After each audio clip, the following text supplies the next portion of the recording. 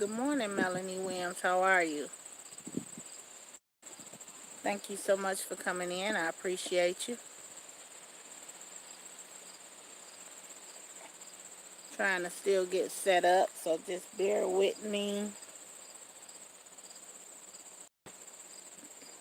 Then I have Miss Bella paying me a visit in the yard.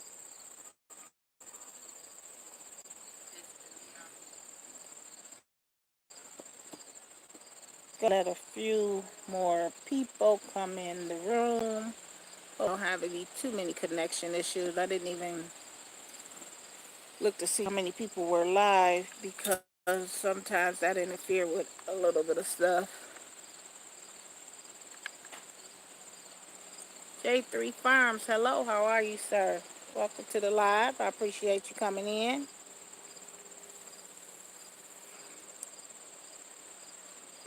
Thank you so much for coming.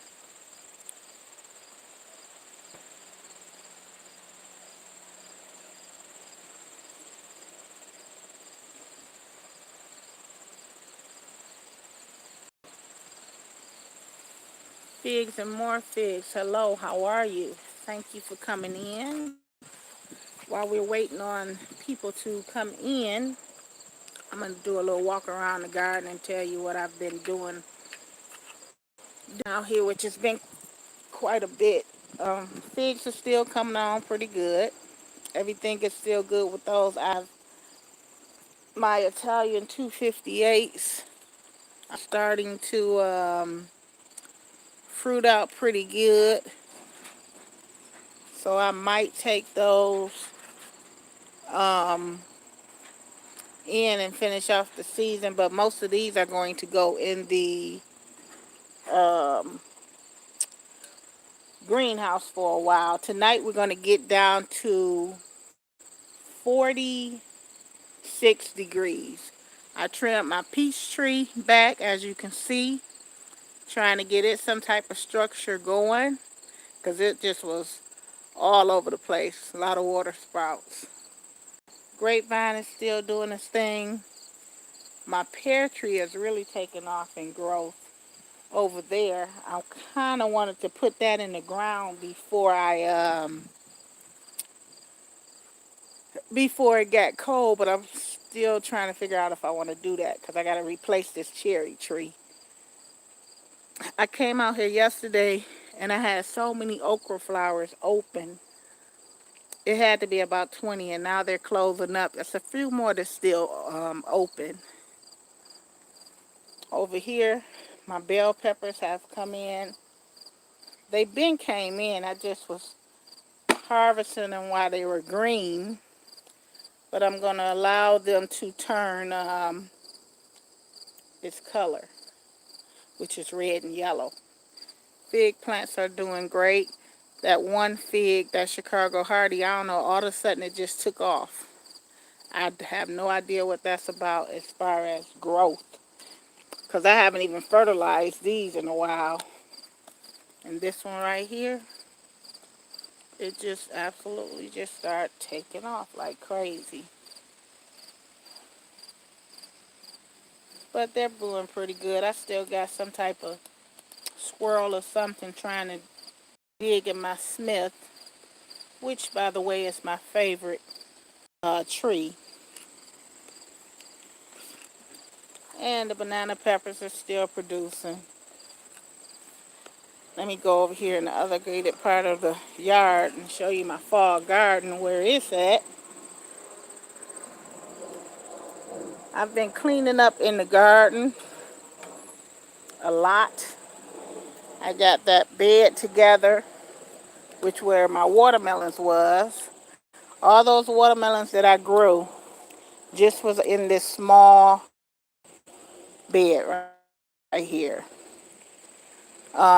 The stuff you see in here is chopped up comfrey. I just throw it over in there to kind of help with my soil. Over here is my asparagus bed.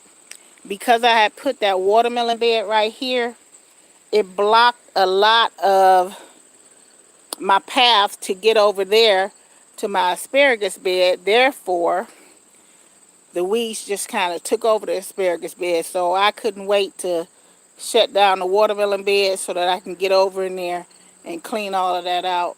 I'm thinking about not doing asparagus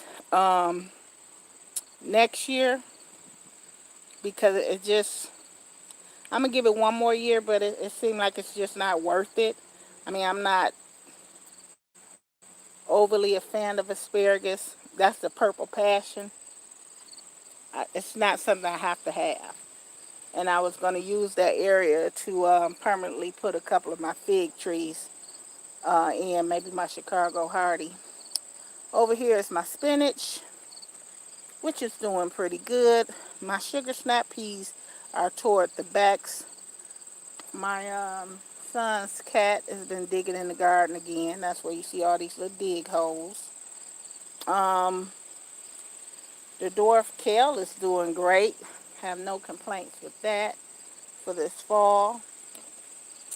And down there is my beets that did not do good. I got a few of them to germinate, but for the most part, I darn near put that whole pack in there. And it just didn't take off like I thought it would. So that's what's going on in the garden. All of those were flowers yesterday, and they were wide open. It was beautiful. And by that evening, the bees was over here pollinating. And by that evening, they had closed up and started to produce fruit.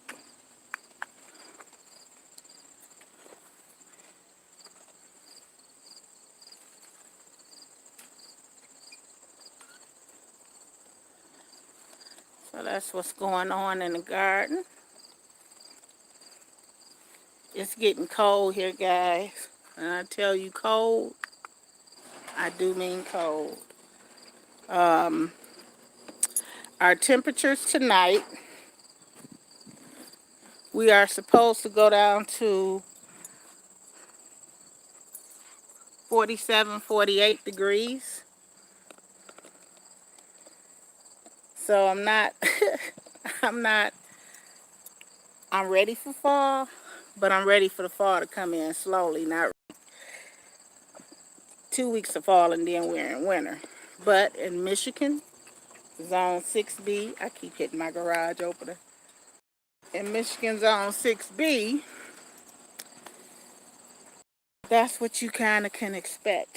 You can have a Indian summer, then it's fall for Indian summer, then it's fall for maybe 3 weeks. But once October, the end of October come, you're dreading to turn your. So let me see who's in the chat. Look like we have 9 people in the building. Guys, if you would be so graceful to smash the thumbs up button, I would appreciate you. Dave Hillside Gardner, hello, how are you? I tagged you in the video 3 things that I learned this garden season. Sorry about the freezing up, guys. So I hope you get a chance to do that. I'm interested in seeing what things that you learned, because I think we all learn something different every year in the garden.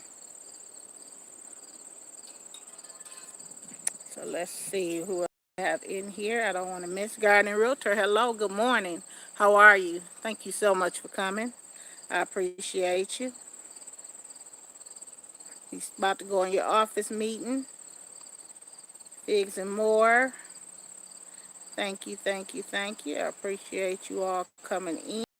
So, the topic today is, what is your goals for your channel? Like, are we YouTubing to have something to do, or do we have specific goals? Some of our channels are educational, some of our channels are entertaining. So what are your goals? What do you want? Where do you want to see your channel grow? We all want our channel to go to, viral. Everybody wants that viral, but it can become that on a smaller scale. It doesn't have to be a viral. Have a connection with the people where you got your message across, and you did teach somebody, if you're a gardener, how to garden. If you're an entrepreneur, you gave tips and hints that might have helped someone else. So what is your channel? Is it more funny, to entertain? Is it more to teach? And these are the things that we have to ask ourselves, that what is our expectations for our channel? Are we just doing it to do it, to waste our time, um, to get monetized? But it's got to be even bigger than that. I've been doing YouTube for quite some time, and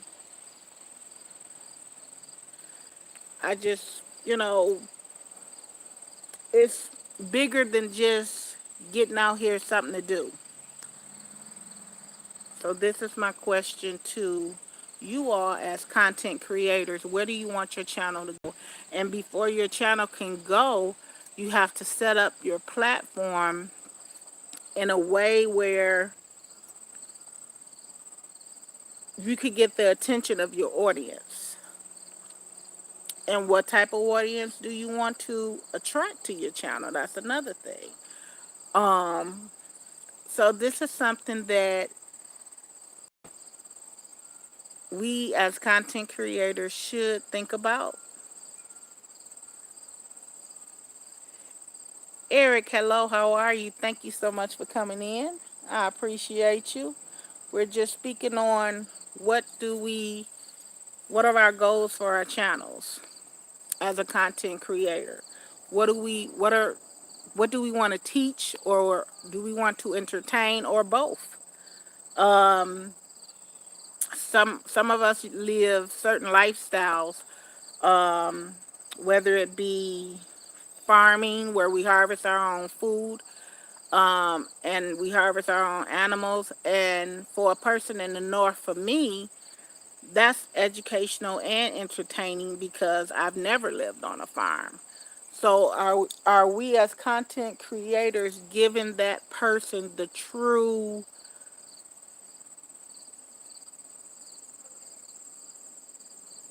feeling of what it takes, the true details of what it takes to be a farmer, or what it takes to be a homesteader or a prepper? JDS, hello, how are you? Thank you so much. JDS, I tagged you too. Um, in a video, 3 things that you learned in the 2019 growing season. I know you were having some challenges with the heat.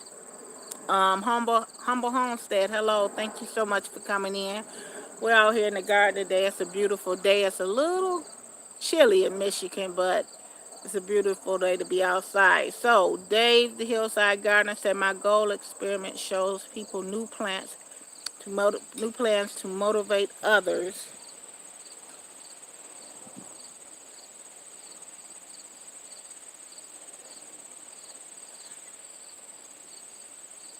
Let's see,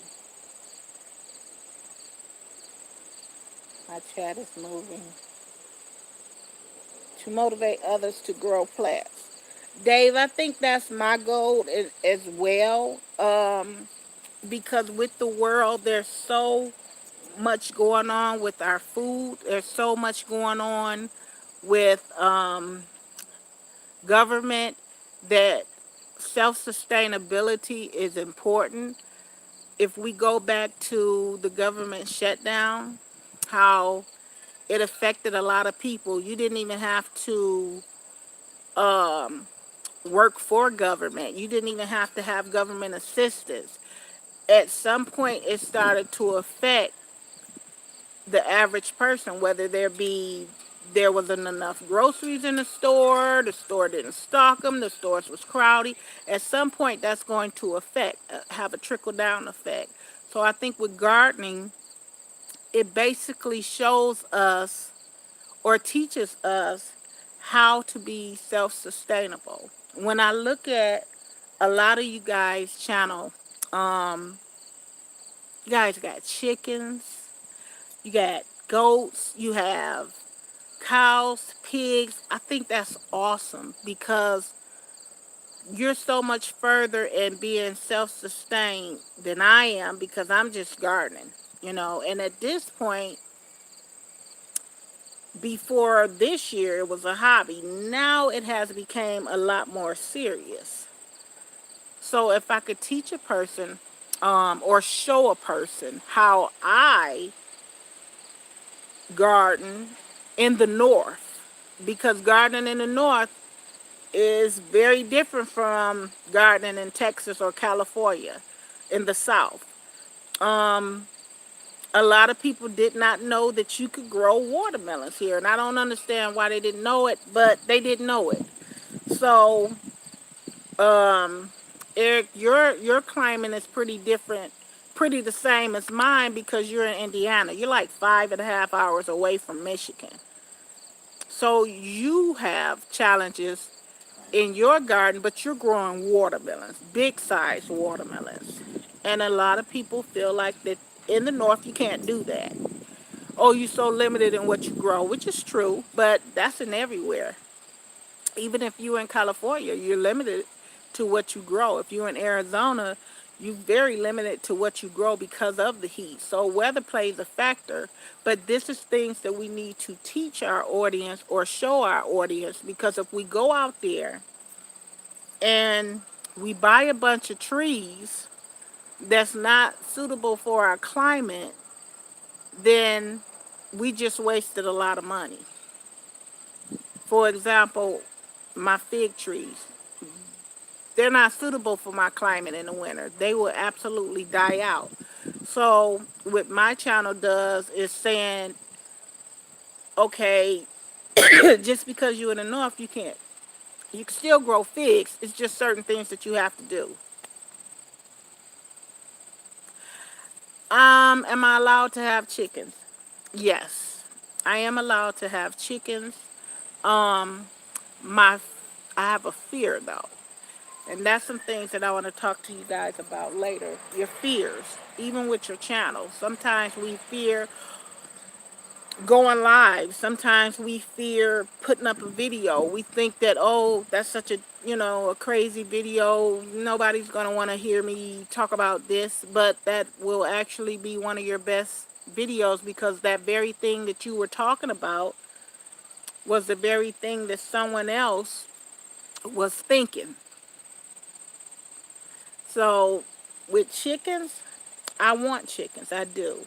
Probably will be getting chickens, but with my yard being so small right now, chickens is not in the plan. But if I get this lot behind me, once they tear this house down, and I could take this privacy fence down and extend out there, oh yeah, chickens would definitely be in the plan. And that's why I watch a lot of you guys' channel because it's teaching me how to the ups and downs of chickens. Angela Busy Bee Garden and Homestead lost a few of her chickens. Actually, she lost all of them to a predator that came in and killed. I mean, a lot of you guys have those problems. So me as a viewer, you're teaching me, okay, I need to take safety. So do you think that you're giving the best knowledge that you have or showing the best knowledge that you showing the best views that you can as a content creator? See, a lot of people thinking that, oh, I have to have a fancy camera, oh, I got to know how to do this. It ain't even about that. It's about the message that you're trying to get across to your audience. Are you being successful in that? Let me go back down into the comments.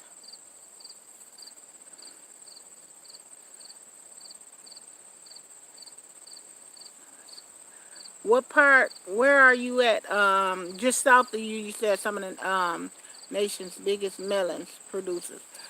Exactly, and you're in, the north. So a lot of people think that watermelons are just grown in the South. I had a lot of comments from people saying I didn't know you could do all that in Michigan. Their perception of Michigan is we're one of the coldest states. Now we do get cold, but there's other states that's colder. I feel like Chicago is actually colder than Michigan, even though we're not far. But you got to understand the elements that's going on with the Arctic air being off the rivers and the waters. Now, Michigan is surrounded by a lot of waters, and that's one of the reasons why up north is so much colder than it is down in the city.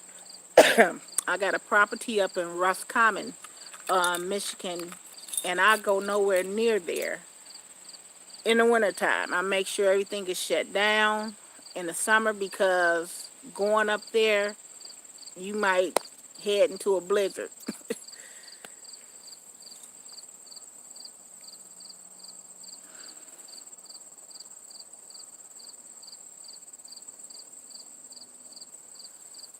Humble Homestead, I don't know if I saw you when you came in, but hello and thank you so much for coming in. Okay, let me see what's going on in the chat.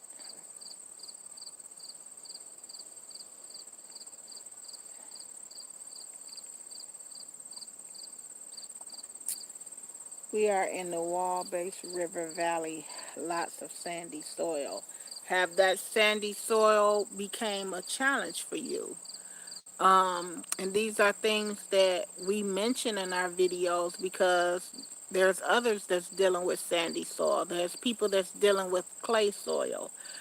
Are we giving the most important information that we can to our audience? Just Teresa, hello, how are you? Thank you so much for coming in. I appreciate you. Thank you for that. I appreciate you. Clueless Homesteader, Clay in Virginia. I've gone to raised beds for everything.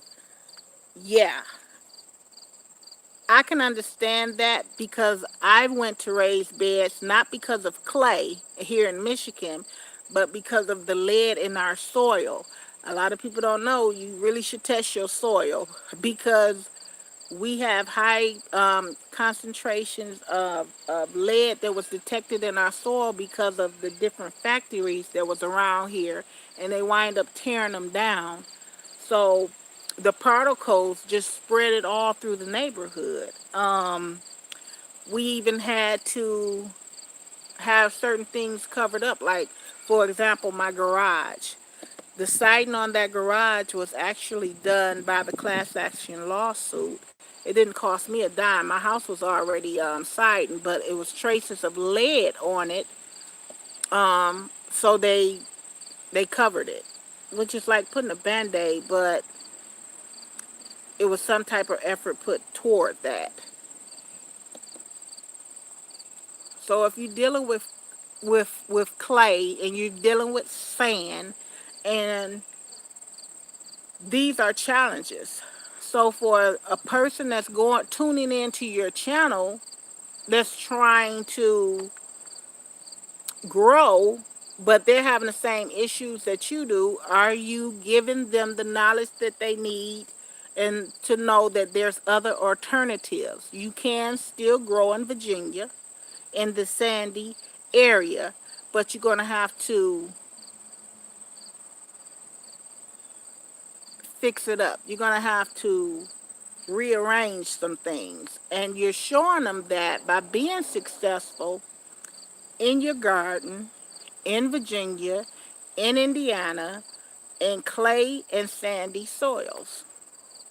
And the same thing here in Michigan. I'm trying to show my audience, my goal for this year was that you can grow in Zone 6B successfully. But a lot of people feel that because you drop that seed in the ground, you could walk away and it grows. Three Musketeer Homestead, hello, how are you? Thank you so much for coming in. That's the furthest from the truth. Some things are going to need to be taken care of long enough to get it going. I can't just throw a seed in the ground and walk away. Gardening is not something that is not labor intensive. It's labor intensive because you got to weed. You got to pull weeds because you don't want your garden to compete with the weeds. So those are things as a content creator that you want to show. Like, are we on here just to see ourselves? You have an audience now. Before you might not have an audience, but now you have an audience. Are you keeping your subscribers' attention? Are you giving them the best information, the proper information that works for you? Because you might have people that lives in Europe that watches your channel. You might have people in Nova Scotia that watches your channel. You might have people in Alabama that watches your channel. So these are the things that you need to know.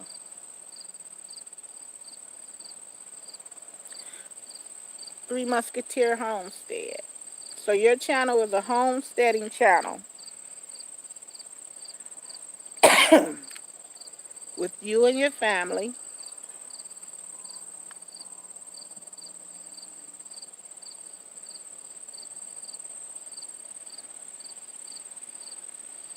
You're a family of three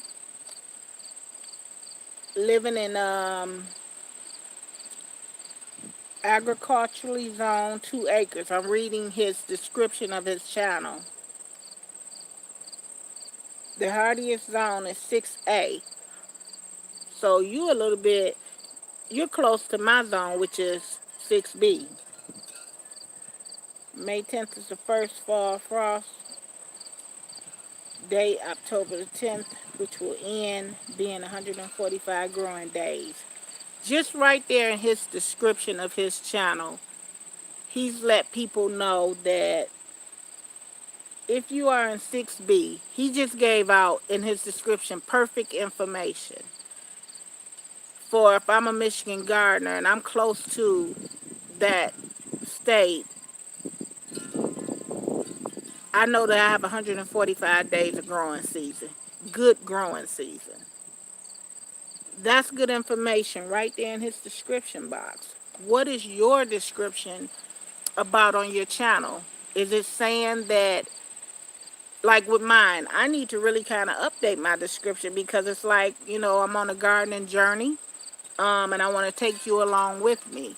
Now, yeah, I'm still on the journey of gardening, but I want to show you the different things that you can grow or that I grow in a cold zone, which got 145 days of summer because a lot of people have more days. Other states have more days to grow, but we're kind of restricted. Not as restricted as some, but we are restricted in what we grow. So that's the perfect description of your channel.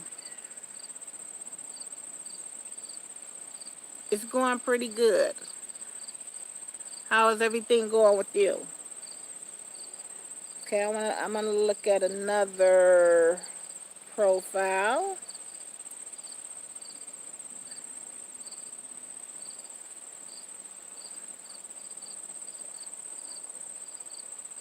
The Tinkered Wife. Hello, welcome to the live. Thank you so much for coming in. I appreciate you. I think I pronounced your name right.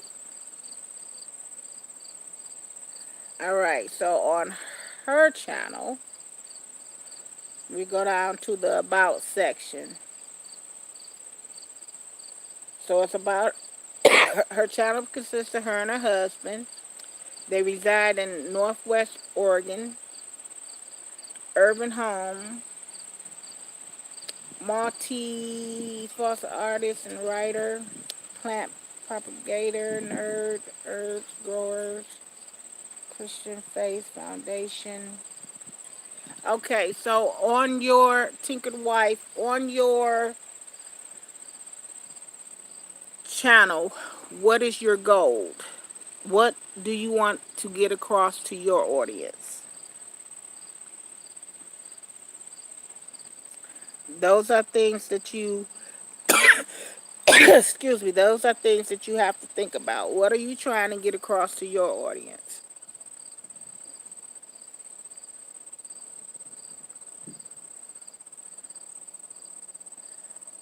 I'm glad that you are here. Thank you so much for coming. I appreciate you. I'm over at your channel right now looking at a couple of things. I see you got your banner up, you got your icon picture, you putting out content on the regular, which is great.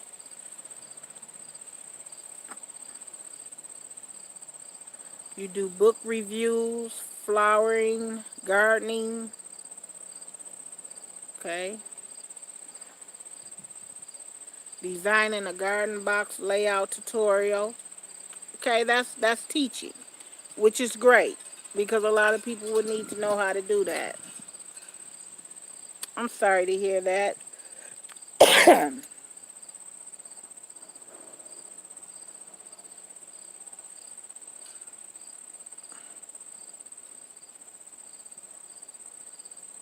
Okay, and that could be um, something that's beneficial for others that may be going through the same thing that you are. Um, because at the end of the day, when we do lose a loved one, we we have to continue to move on. We have to continue to go on, and that can be difficult. That can be difficult, very difficult. But with her journey that she's on, she's showing people that, yep, I'm gonna have bad days. I'm gonna miss my husband. I wish he was here, but I can still share with you how I'm continuing to move on. You'll be surprised how many people are going through that. Other can inspired and encouraged. We all start somewhere and things change. Absolutely. Things do change. Unexpected. And it's how we deal with it. Um, some people deal with it better than others. But the thing is that we have to deal with it. Let's see who else we have.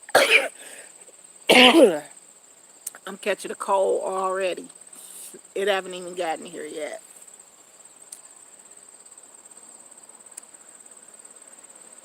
All right, let's see.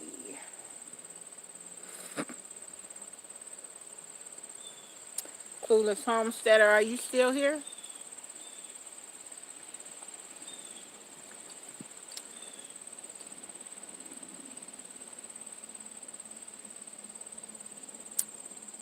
Yep, there's his channel right there.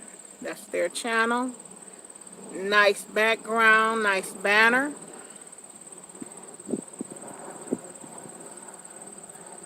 I'm gonna go through his about section. First of all, he's welcoming you into the channel, recording and sharing homesteading journey here, where everyone in hopes that we may be able to learn together. Started homesteading in May of 2018. That was just a year ago. Slightly homestead on slightly over an acre suburb, and started determining the journey on where YouTube in November. You're doing good to just start it in November, Clueless Homestead. You're doing really good. She produces rabbit, meats, chickens, eggs. Full description of everything that their channel is about. And that's someone who's like thinking out there in YouTube land, cyberspace, or whatever you want to call it. They're thinking, well, you know what? I got an acre of land and I want to start raising my chickens or my rabbits. This is a channel that they would gravitate toward, the ups and the downs of it. So this would be the perfect channel to go to for that. Let me see what's going on in the chat. So your description is perfect because it tells them everything that they need to know. David Hillside Garner says a bit behind in uploading videos, sadly. No, that was Clueless Homesteader.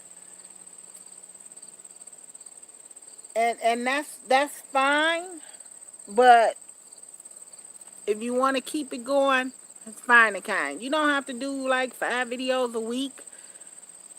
If you can push out one a week or one every 2 weeks, you're still being consistent. All right, let's see what Dave is asking. Did anyone try any new crops this year? If so, were they successful or not so good? I didn't try any new crops, but I did try my Detroit red beets that I bought from, I think, Home Depot, and they did not germinate very good at all. So I was a little disappointed in that. Good morning, Green Organic Love. Other than that, oh, I did try something new, Dave. I tried these right here. Those are Beauregard sweet potatoes. Don't know how those are going to come out. I don't see any tubers popping up or anything. So I'm hoping that I be successful in those. See who else we have. Uh, Lady Havela, hello, good morning. How are you? Thank you so much for coming in. Green Organic Love, good morning. Thank you for coming in. Be consistent on the days too. Helps. Yeah, it does. But then you don't want to do too much and burn yourself out either, where it becomes a task.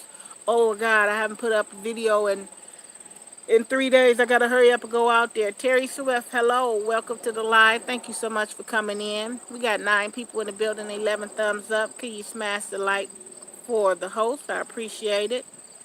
So you don't want to get to the point where you're burning yourself out at it either, or you're neglecting family because I gotta get this video out. When it starts to get to the point where you actually pulling your hair out about it, and it's happened to me, because you didn't get the perfect shot, or a family was over and you couldn't get your video, you gotta fall back a little bit and think about, like, wait a minute now.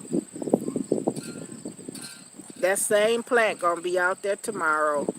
Just go out there and try it then. So your goals for your YouTube channel is important. What are you teaching?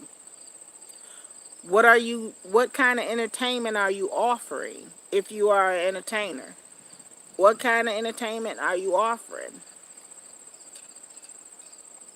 What type of audience do you want to attract? Enough, even 1 month to begin with and grow from there. That's true. Let's see what else the Aaron got. My stomach is tearing me up this morning and eating that Reaper. Yeah, I'm sure it is, Eric. Them Reapers aren't no joke. I can't see how you guys do that. Green Organic Love is driving. Terry Smith saying good morning to everyone. Melody Williams is speaking back. You grow beautiful sweet potatoes, green, but nothing on the way of tubers. That's the same thing with me. I don't know what's up under the soil, but I guess in October I'm gonna find out. And then I'm noticing that my vines aren't as um, healthy and vigorous as they was when they first started out. They were like, it was just so many. It seemed like they kind of thinned out a little bit to me. So let me show you what I'm talking about. It seemed like the vines had thinned out a lot. Like this was so bushy. So I don't know. This is my first time actually growing the Beauregards because I normally do the Georgia Jets. So I don't know what to expect from these. I have been following Green Thumb, his channel, but because he's growing them, but we're in two totally different climates. So yeah, I don't know how that's gonna turn out, to be honest. What are one of you guys' most challenging? What are one of you guys' most challenging crops that you grow? Yeah, I heard they were edible. I've never tried them. And then with those leaves looking kind of bad, I don't think I'm going to try them because it's something that's eating on some of them. But I heard that the leaves are edible.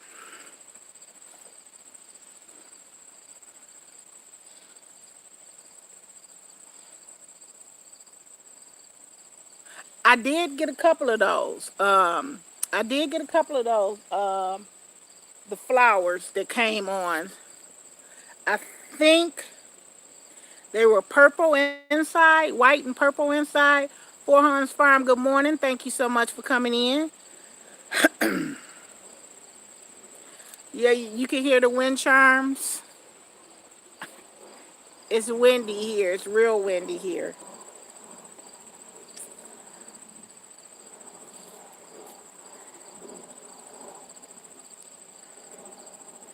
See what we have in the chat. Clueless Home said, thanks. Just have to tell people that's all I intend to grow.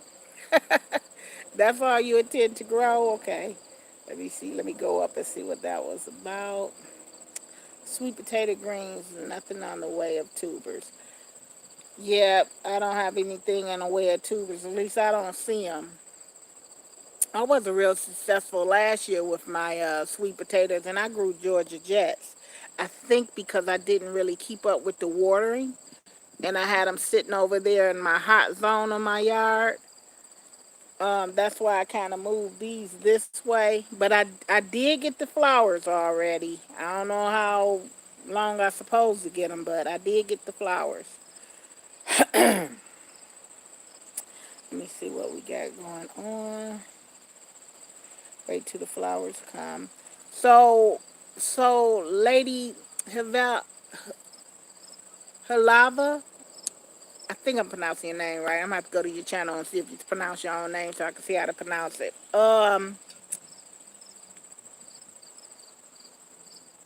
Is it supposed to be a consistent grow of flowers, or once those flowers go and come back? Because I didn't see an overabundance of them. I might have seen maybe 3 in total since they've been growing.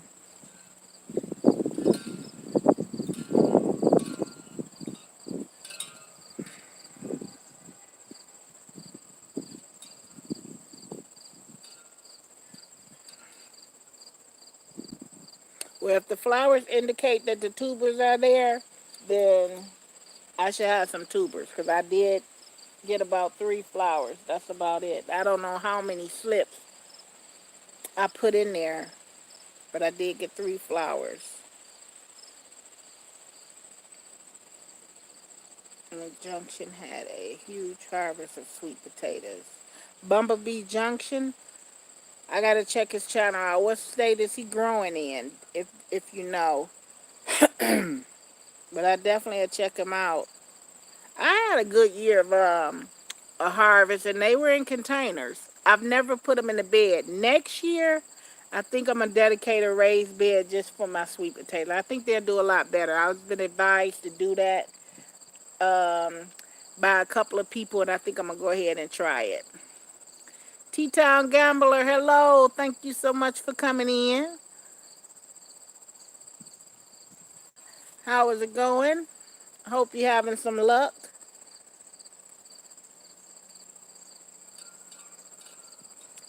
So yeah, I think that's what I'm gonna do. And I need to see how bumblebee is growing here. Is it in the ground? Is it in raised beds? Um, I can't think of the channel name. It's an older couple, the Hollisters, I think. They grew in tubs one year, and they did really good. I think that's who encouraged me to start growing them in containers, and they did real good. You guys are talking about some good channels. I want to make sure I check them out later after the stream. Eastern Tennessee, okay, that's pretty good. I'm gonna definitely check them out and see what's going on because I next year I'm going to build a raised bed. Um, Probably like the ones I built for my fall garden, and that's what I'm gonna have my sweet potato slips. I try to get away from. The reason why I like to grow them in containers, first of all, is I can elevate them up and I don't have to worry about all that vining. With um, the vining, it's like you don't want to. I have such a short walkway as far as my garden area, the vegetable area over there. So you don't want to be stepping all over stuff, but I'll find a way to trellis those vines up with no problem. But that's my goals for next year. Is to change up the way I do my sweet potatoes, depending on how I get a harvest here. And I just don't feel like I made this soil loose enough. I probably should have put some perlite in there to kind of loosen it up a little bit so that when it grows, it's not as compacted. So we'll see how it go.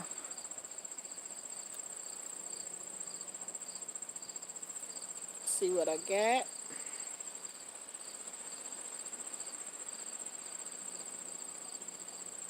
Let's see. T-Town Gambler is speaking to everyone.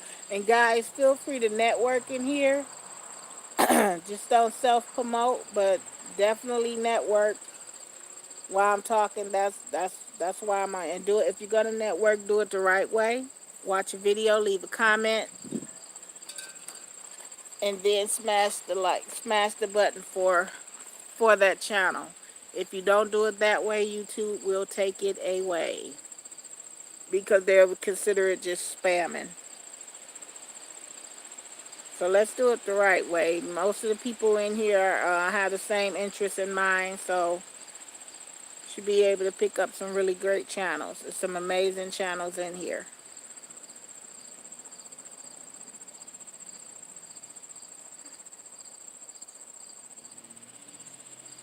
Let's see what we got. It's scheduled for third graders and listening, but I'm also be working. Thank you so much, Four Hans. I appreciate that. We have 11 people in here, and on my side, I'm seeing 15 thumbs up. I'm not sure, but smash the like for the host. T-Town Gambler, we have a lot of wind. Watermelon grown. Can't decide if we're going to cut it down or not.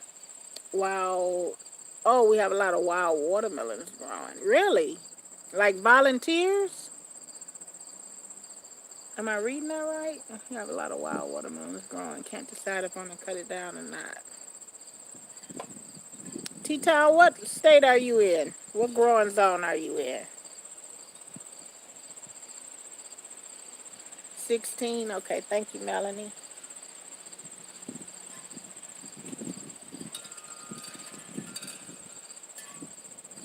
I think next year I'm probably going to have volunteers. You know the crazy thing about it? I've been hearing so many people talking about volunteer plants and how they're actually better than the initial plant that they had seed they put down that year when the volunteers come up. So, and my crazy self, I cut them down. See, that was something I learned this year. That sometimes the volunteer plants are good. So next year, if I get some volunteers, I'm gonna let them continue to grow.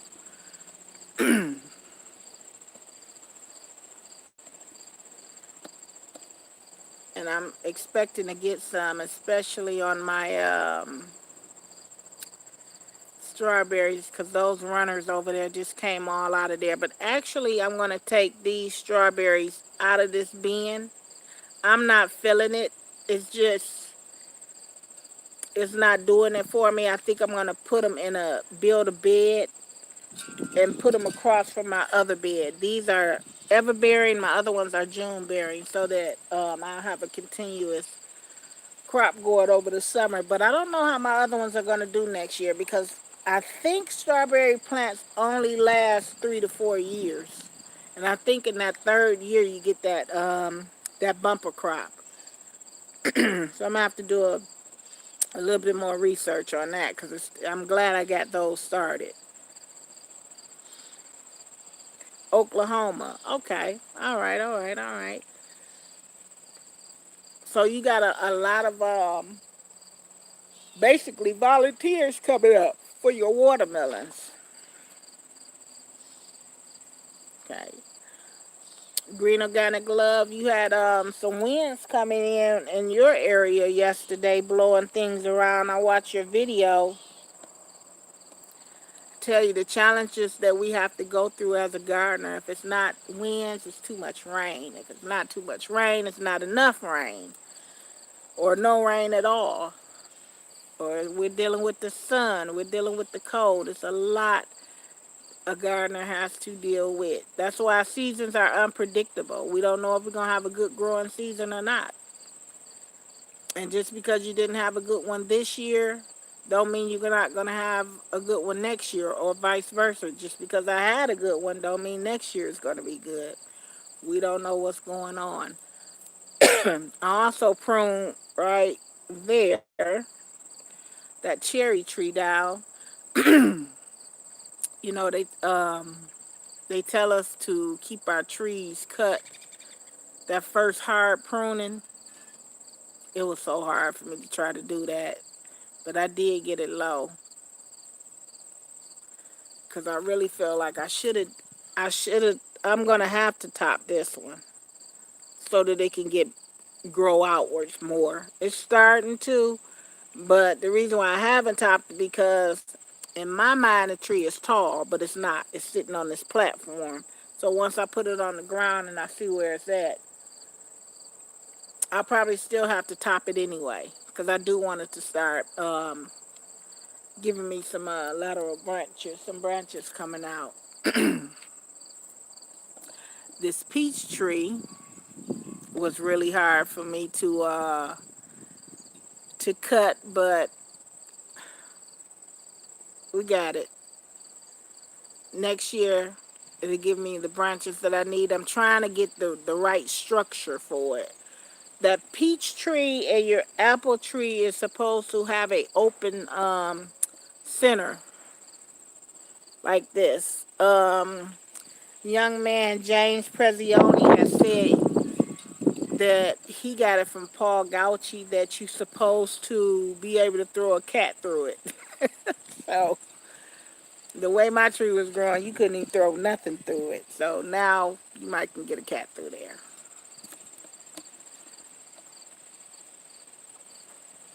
So we have to, with our channel goals, Green Organic Love, for example, um, her channel is mostly about her gardening journey, her juicing journey. That's very informative information, because sometimes, and I know some of you probably got it, you'll get that little notification that'll come up about a certain channel, and it'll ask you to rate that channel.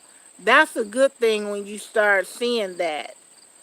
And hopefully people is rating their channel in a good, the channel for others. You're not gonna get it about yourself, but the channels for others in a good way, um, for your ratings, because you want that to pick up. You want your thumbs up. I'm hearing that YouTube is supposed to take the thumbs down away, which I don't understand the purpose of even having a thumbs down. I mean, it don't really make sense to me, but I'm hearing that they're supposed to take that away and start just having either the thumbs up. So from what I'm hearing from other content creators, Pusa Studio, Alex Express, there's a lot of different changes that's coming, and I think that we as YouTube creators really need to keep up with what's going on, the do's and the don'ts, the cans and cannots, so that we can also protect our channel. There's also a security measure now that YouTube and Google has linked together, merged. There's a security measure that you could take. It's a 3-step measure to protect the information on your channel or from someone actually hacking your channel. So we need to look into that too. So if you do not have or know of Pusa Studio, you definitely want, that's one person that you want to have in your subscription box is Pusa Studio, because him and his wife give out excellent information about what's going on with YouTube and the different changes that's coming. Let's see what's being said.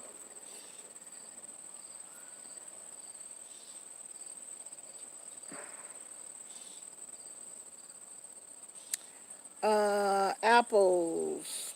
For apples, peaches, plants like roses, it produces disease issues with the moist center and their increased airflow. Yeah, because if those branches is rubbing together, I found out that that creates different diseases and whatnot too. Now I had a problem. I'm glad you mentioned that, because maybe you can help me out with what's going on with my tree over here, my Santa Rosa plum. I think it had a blight issue, and I didn't rectify the issue right away because I didn't know it was a blight issue. All of a sudden, it came into bloom. It was doing beautiful. Then the leaves started turning yellow to brown to actually kind of dying off and falling off. I went over there and I pulled back the cambium layer on a few of the branches. They're like sticks, so that's dead. But I want to go a little down further on the tree and pull back the cambium layer off of there to see if I see green before I dig up the tree, because I don't know if it's life after a fire blight type issue. And I thought Santa Rosa plum was supposed to have been a disease resistant tree.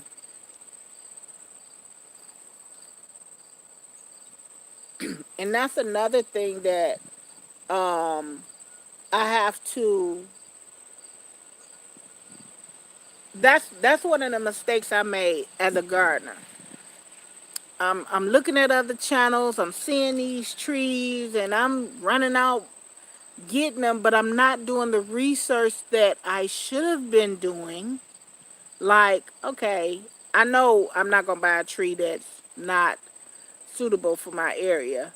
I know about that part, but you gotta also put into consideration 3 things with buying a tree. For me, is that tree self-pollinating? Because I don't want to have to buy 2 trees for one to pollinate the other. Also, is it disease resistant? Um, and not only that, then the third, of course, is that tree suitable for my growing zone? So that's why I have so many cherry trees, because I just ran out and I'm getting these cherry trees because I'm seeing people growing cherries and oh, I want to grow a cherry. So I got this tree right here. And on the other side of this fence in my other yard, there's another cherry tree to help pollinate that tree. When at the end of the day, I could have just bought one cherry tree that's self-pollinating and been good with it. And then the terrible thing about it is that those 2 trees wasn't even the trees that I was trying to get. Rushing, thinking that, oh, they're going to sell out. They're out of stock, and not going somewhere else to look for that tree. Because I originally wanted the Bing cherry tree. And I think that's a black Tatarian, and one on the other side is something else. I have to look at the tags to see. But then I finally found the tree that I really wanted, which was self-pollinating, which was, I don't know if it was self-pollinating, but I think one of the trees I have is good for it, which is the Rainier cherry tree. Got it from Lowe's, brought it home, put it in the ground about 2 days after I brought it home, and the leaves started falling off. And the tree started dying. So I'm like, okay. So that's still sitting over there, just as bald as it want to be. So that's what's going on in my life of buying trees. We have to be careful. Fire blight produces cankers on the bark. Did it get cankers? Yep. Let me take you over there and show you what it got. Because it started looking like a little old man. No disrespect to the old man. Just saying. It was starting to look real bad. I could show it to you.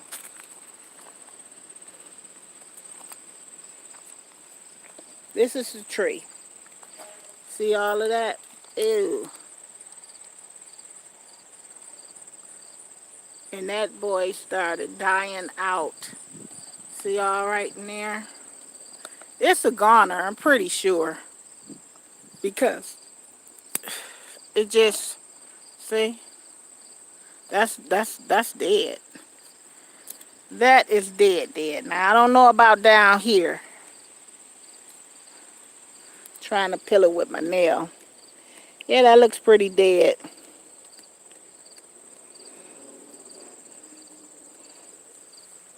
And then it's this, my other peach tree is doing well, but this plum tree is a dead, done deal. And that tree right here, that's the Rainier that was doing fine, and then it just gave up on me. And then back here, where I told you I had the other cherry, I'm gonna have to turn y'all a little bit. I don't know if you can see it back there. That's my other cherry tree, and it's doing wonderful. And then over here, where the other tube is, that's my jujube. And one thing I had to put in my notes about that jujube tree, because that tree had me very concerned. And I paid quite a bit of money for the tree. It had me concerned because all my other trees came out of dormancy over the winter. But that jujube tree, it didn't. So what I've learned, and I put in my journal, because I keep a garden journal, what I've learned is jujube trees are one of the last trees to wake up out of all the fruit trees. So you might think it's dead. It's not. It just takes forever to wake up and come out of dormancy. And that tree requires 200 chill hours, and it goes all the way down to zone 4. That's the honey jar, jujube. Didn't get a lot of growth on it this year, and I think because I didn't have any type of irrigation on it, but from my understanding, that tree does not require a lot of watering. So I was trying to let it do what it do, but I was thankful that it was still alive. I'm patient on that one. Okay, let's see what you're saying. Sounds more like Burlirum. Well, not. Also, flowers die from the Phyllia Bright. No.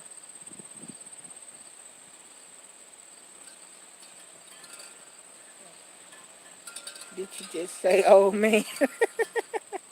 I mean, the tree was looking kind of shriveled. for the lack of a better word. Wendy, hello, how are you? Good morning. Thank you so much for coming in. It's a beautiful morning here in Michigan Zone 6B. And we're basically talking about channels, goals, gardening. Why my trees over there done died. I lost 2 trees this summer. So, and that tree I bought from Lowe's, that Rainier cherry. And I normally don't buy trees from the big box stores because I had been warned a long time ago not to. But it was a Rainier cherry, and that was that cherry that I really wanted to have. And it looked healthy at the time. So I could have took the tree back because they do have a year return policy, but I'm still looking for that receipt so I could take it back. TK, hello, how are you? Thank you so much for coming in. I appreciate you being here. TK is speaking to everyone. Again, feel free to network with each other. Just don't self-promote. Let that person go over to your channel and see what you're all about. TK, we were speaking about, earlier we were speaking about the things, what are our goals for our channel? And I know with your channel, you do a lot of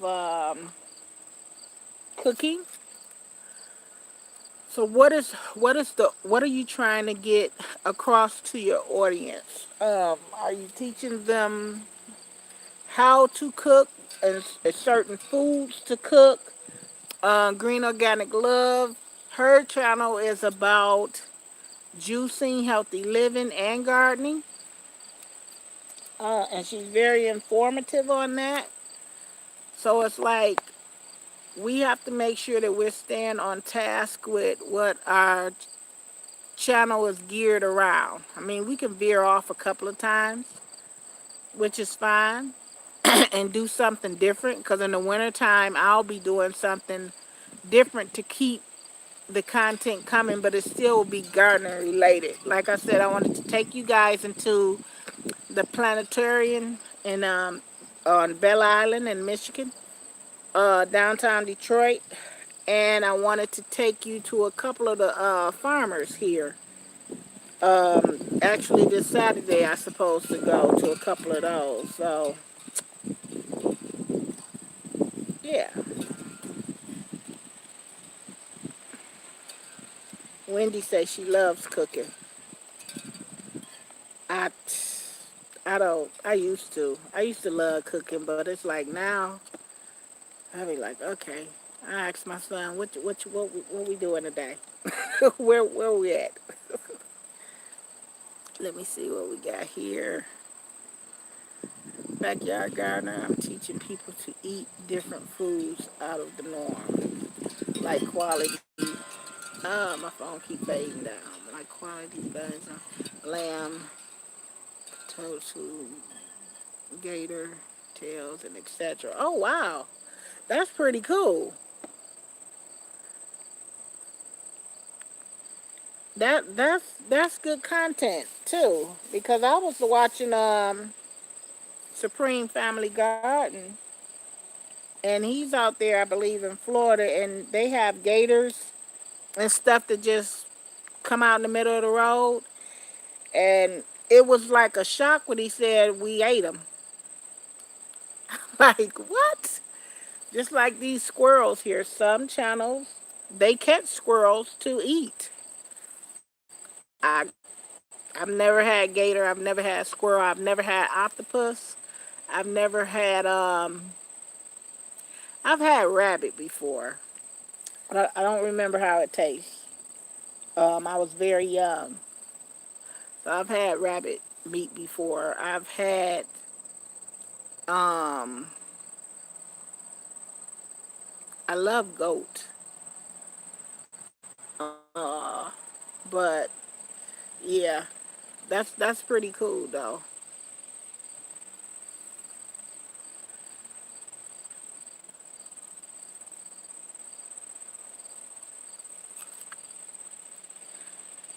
Right, guys, let's continue to network with each other.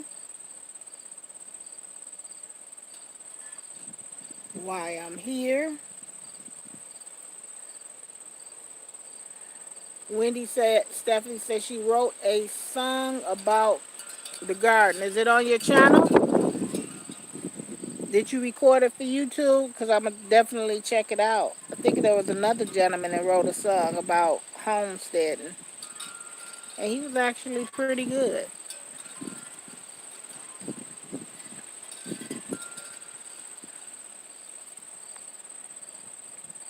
All right, I'm going to check it out. That's pretty cool.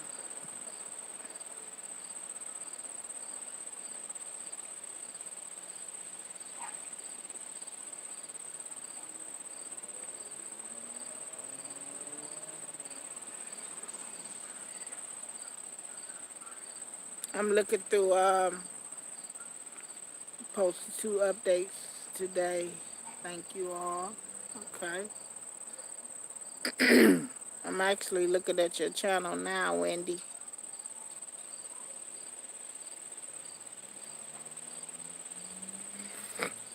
You did. You posted something an hour ago.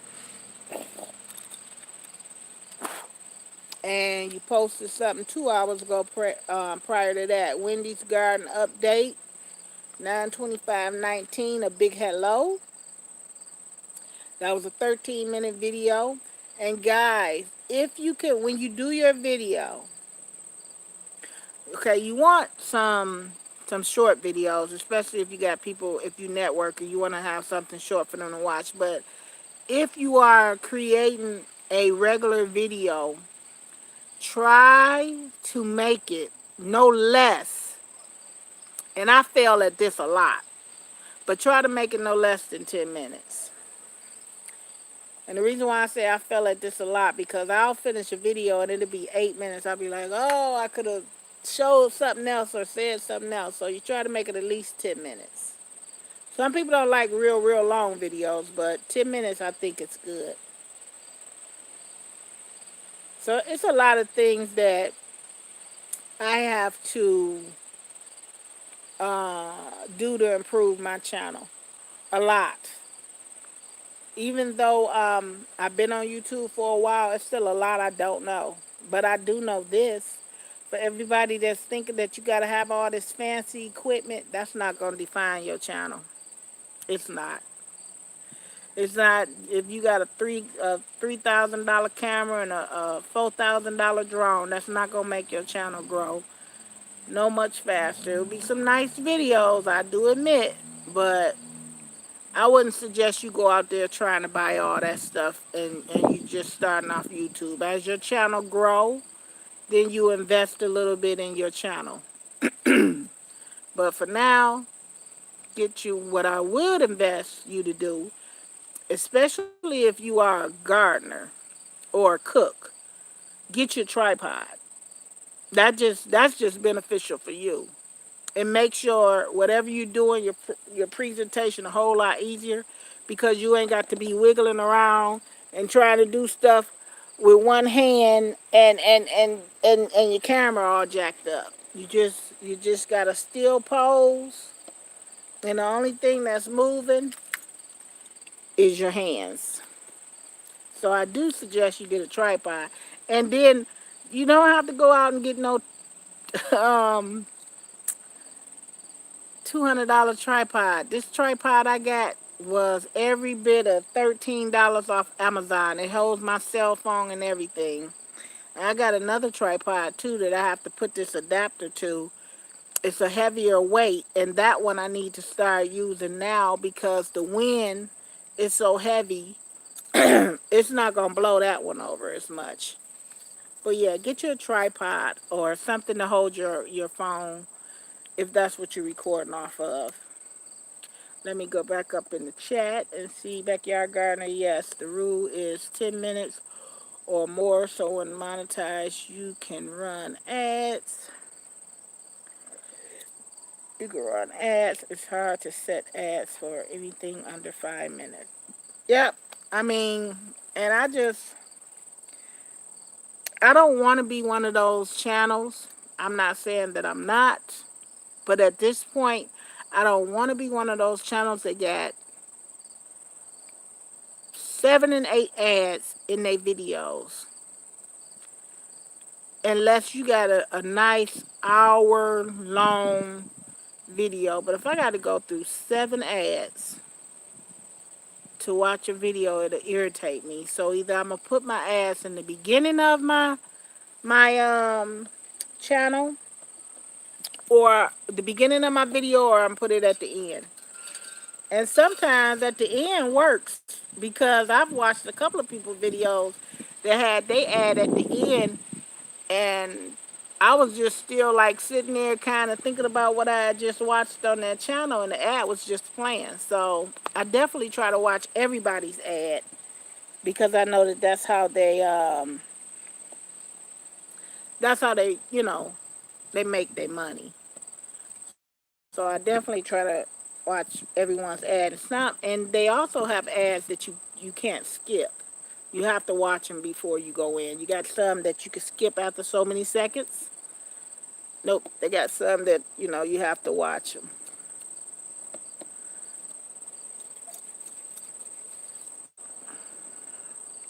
But definitely, guys, check out Pusa Studio, because they will keep you. I keep talking about them because a lot of times we get all these little notifications for YouTube and we're not reading them, or we get this information and we're not reading them.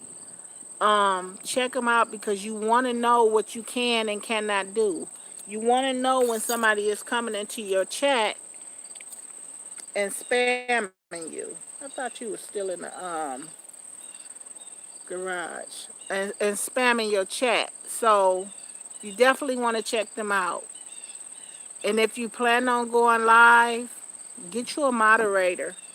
Um, because you get some people that come in your chat and trolls. They will try to shut you down with all those spam words they be using. And they doing it on purpose. And if you don't know what they are, you just gonna either go with it, or you gonna figure out like something ain't right. You keep saying the same thing. Let me delete all of you. So definitely keep up with Pusa Studio for video creators and other great channels for the same reason. Yes, absolutely. I agree with you on that. Actually, Pusa Studio, I think it was I don't know if it was Tech Talk Tuesday or Shout Out whatever day. He put my channel up on the board and he picked it. He picked it out to everything that was wrong, everything that was right. And the thing that was wrong is that I didn't have my banner up. So I had to figure out how to get that banner up, and I could work a little bit more on my thumbnails. And he told me why. And that was really good. Like some people, you try to, give them a little advice, they think you're criticizing them. Not all the time. Um, but take it and look at it. It's helped my channel a lot. Your thumbnails are going to help your channel a lot. Your The way you word your video is going to help your channel a lot as well. Because if you word one of your harvesting videos and say my squash plant died, okay, so if I'm just a basic person trying to figure out about squash, and you don't have that keyword inside your title or in your hashtags, it's not going to generate me to your channel. So if you say my butternut squash died, then okay, well, I'm growing butternut squash. All I have to do is type in how to grow butternut squash or harvesting butternut squash. It's going to bring me right to your channel. And those are things that we have to remember. Hidden Harvest Grow Lights, hello, how are you? Thank you so much for coming in. I appreciate you. So it's the way that you word everything is very important. My sugar baby watermelon harvest that I did a month ago, that's gotten quite a few views off of that because for some reason people are always looking up sugar baby watermelons or watermelons period.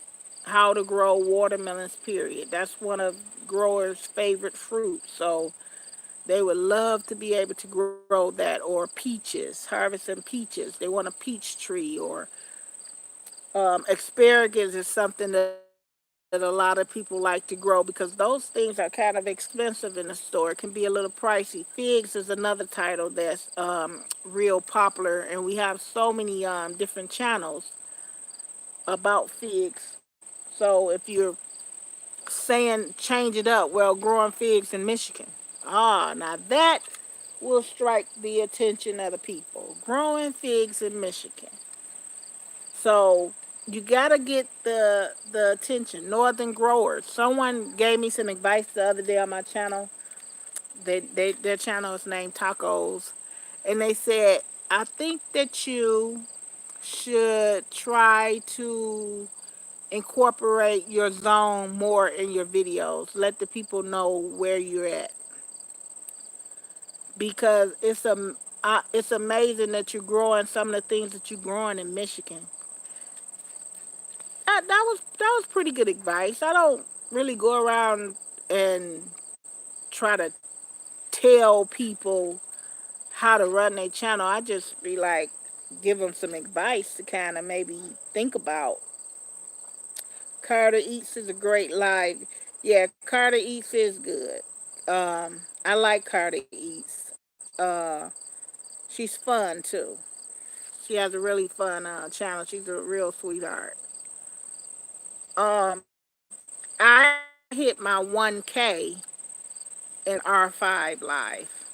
That's where I hit my 1K at in R5 Live. And I'll never forget it. And she's in the same town. She's in the same state as Eric, Indiana.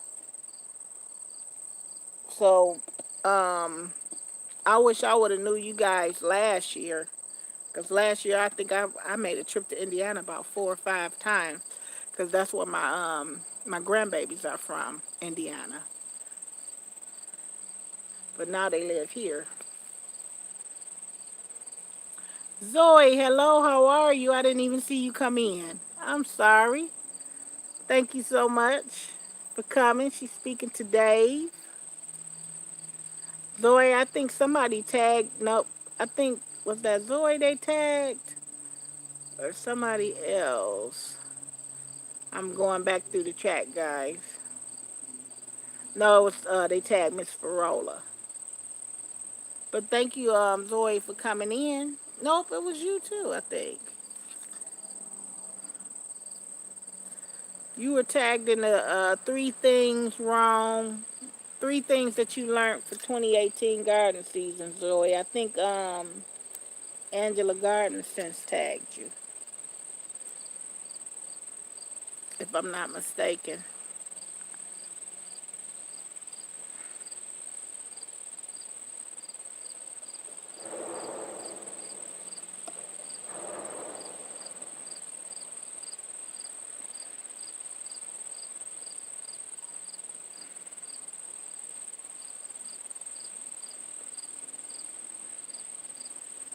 Keep networking, guys. I'm checking out the chat. Dave the Hillside Gardener said that the peppers grew like crazy this year. Dave, my pepper started off so slow. He was talking with Zoe. My pepper started off so slow. I I don't know. For a minute, I was like, is these the right things? Because they wasn't producing nothing but a bunch of leaves. They were pretty and healthy, but they started picking up. I definitely have to keep a journal because sometimes I forget how long it takes for my around what month my peppers start to harvest, start to turn colors. Because these bell peppers that I'm growing, are actually yellow bells and red bells. And they haven't turned this color yet, but they will. I've been harvesting off of them as well, so.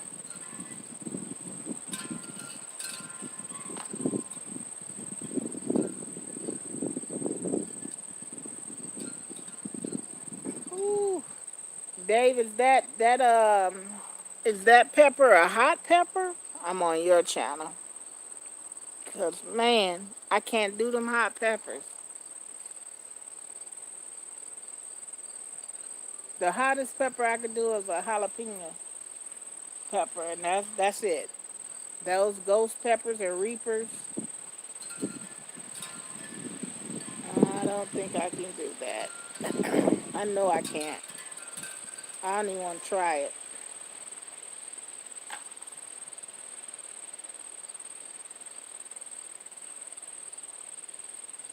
We got 13 people in the building with 19 thumbs up.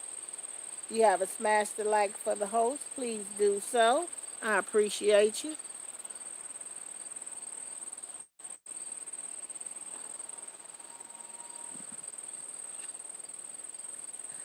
Organic Turtle, hello. How are you? I didn't see you come in.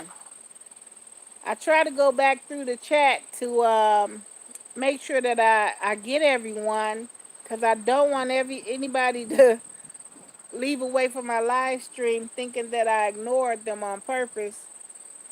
I try to, make sure that I see you. Look at this squirrel, y'all, walking across this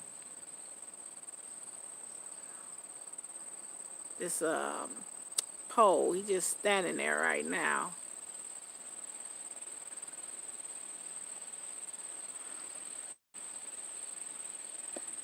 It'd be time for them to go hibernate somewhere in a minute, because it's getting cold. We're going down in the 50s tonight. No, the 40s tonight. So that's gonna create a frost for me. So I might have to put some of these trees over in the greenhouse. That's what me and my son will be doing today. Getting the junk out the greenhouse that's not supposed to be in there and putting these trees up in there. Cause I don't want them certain ones. Some of them I'm gonna let go dormant, like my Chicago Hardy. I needed to get that cold snap on them, and one of my Shea greens I needed to get that cold snap because I promised somebody some cuttings, and I want to give them the green Shea cuttings. Wendy says cold and rain there too. Yeah, it's been cool. I'm not complaining about it either. I think I as far as sorry about that, guys.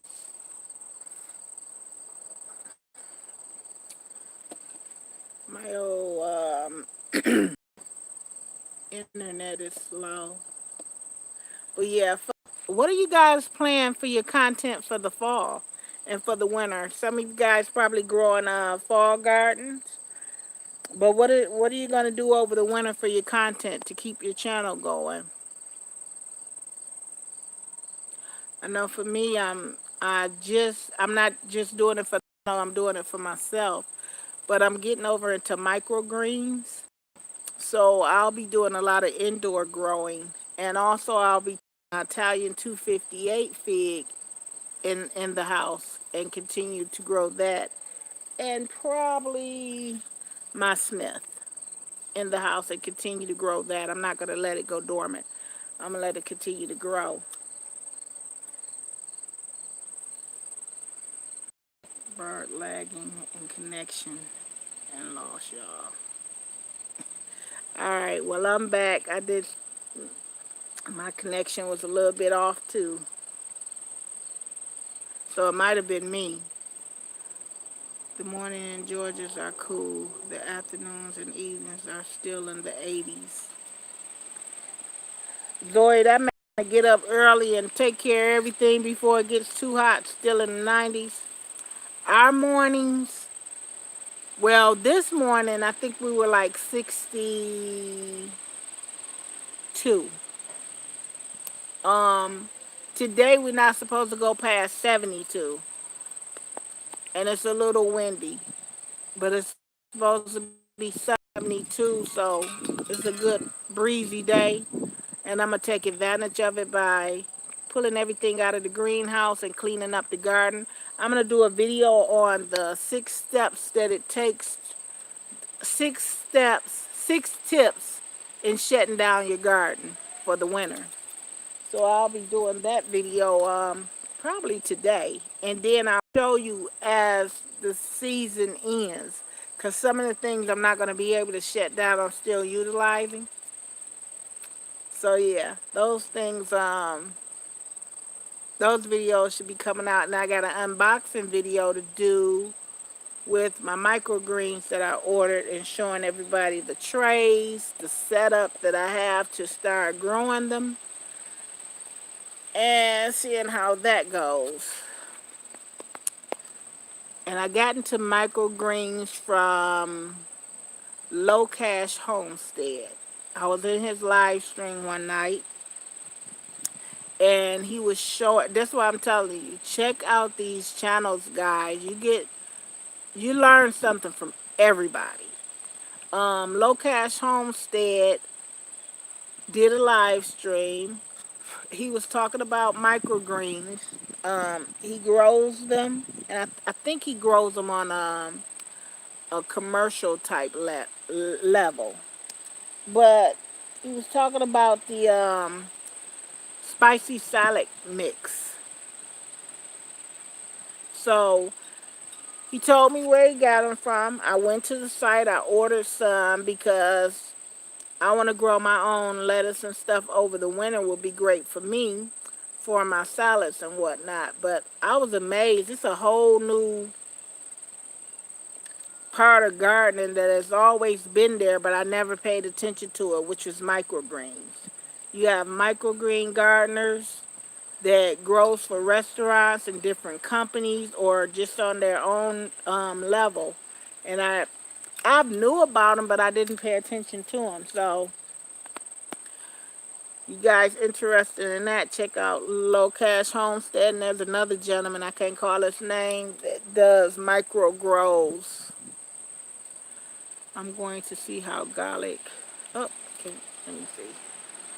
Trying to read your video. Read your. Let me go up in the chat. I'm missing some good stuff. Yeah, I can hear again.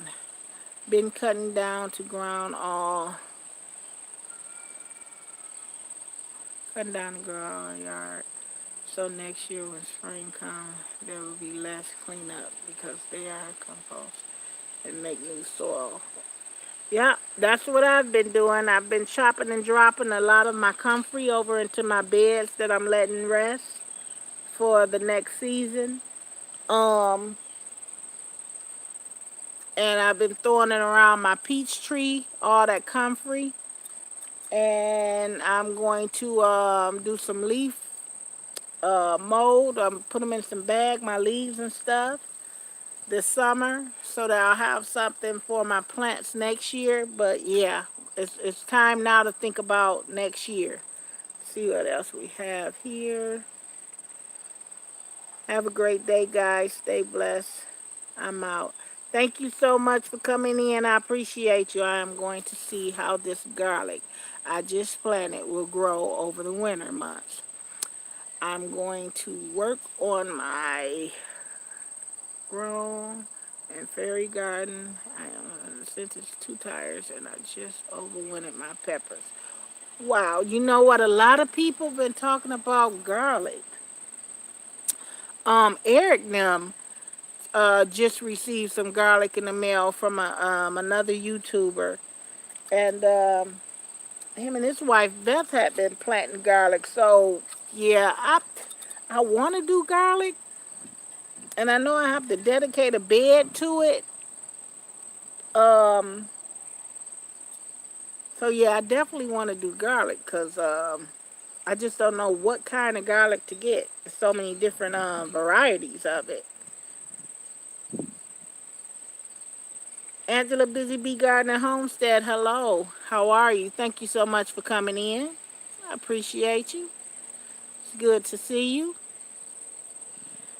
Angela, I got your email. I think I replied to it. I'm going to, when these trees go dormant, let me go over here and show you. When these trees go dormant, some of them I'm not going to allow to go dormant, but some of them I will. But when they go dormant, I'm going to send you some cuttings. And I think I'm going to take some cuttings off of this one, which is the green Ashia. This is a very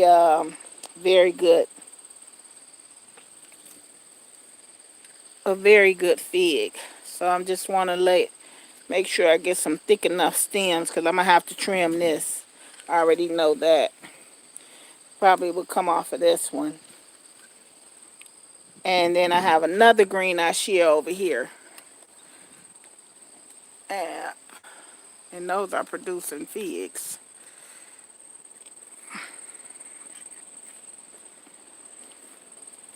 Over here, Angela, I have, I think this one is a Cadota. Do you have Cadota? Cadota is a honey fig. It's really good too. It's on the lines of, some people say Peter's honey, but I think Cadota is better than Peter's honey as far as taste. Bought some from Kroger's grocery store, 2 for $1. Let's see. Bought some from, hold on. Brought some from Kroger's grocery store, 2 for $1. I went to the Dollar Tree and bought a container and put them bulbs and gloves and clothes and have some sprouts now. I did the same thing, and I broke them apart. I put them in a little bit of water where the root part is of the garlic, and I set them in the window. And they sprouted up like in 3 days. But then I left them in there, forgot about them. It was too soon for me to bring them out in the spring. Forgot about them, and they kind of like got stanky. So I have to try all over again on that garlic. I think that's a pretty good suggestion, just to go to the grocery store. But I was looking at some of the garlic at Baker's Creek in different places, but why not grow the garlic that you use every day? Okay, Organic Turtle said, I tried Cadota at my nursery, didn't like it. Hold on, I gotta try Cadota at my nursery, didn't like it, but I need a double take. Was it right? Because the thing about a fig, let me tell you about a fig. You gotta pick that fig at the close to perfect time. If you don't pick that fig at the right time, you can have either a horrible experience with figs, because I see some people picking figs, they open it up and it's just as dry. It shouldn't be like that.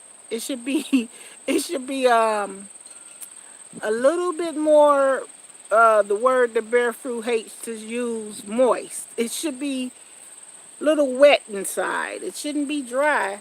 That's not a ripe fig. But Cadota, try it one more time, Original Turtle, and let it be a little bit more jellified, almost like a little jam, and I think you'll like it. Cadota is a real good variety. Let me see. Let me go back in the chat.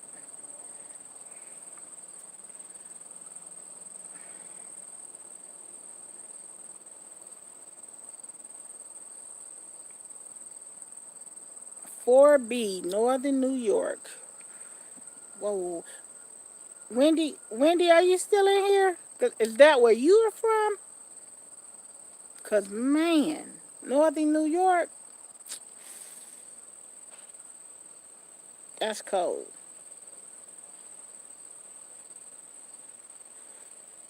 Wendy, y'all temperatures is really changing up there. Are you from northern New York? Cause now have a garden up there. That's impressive to me.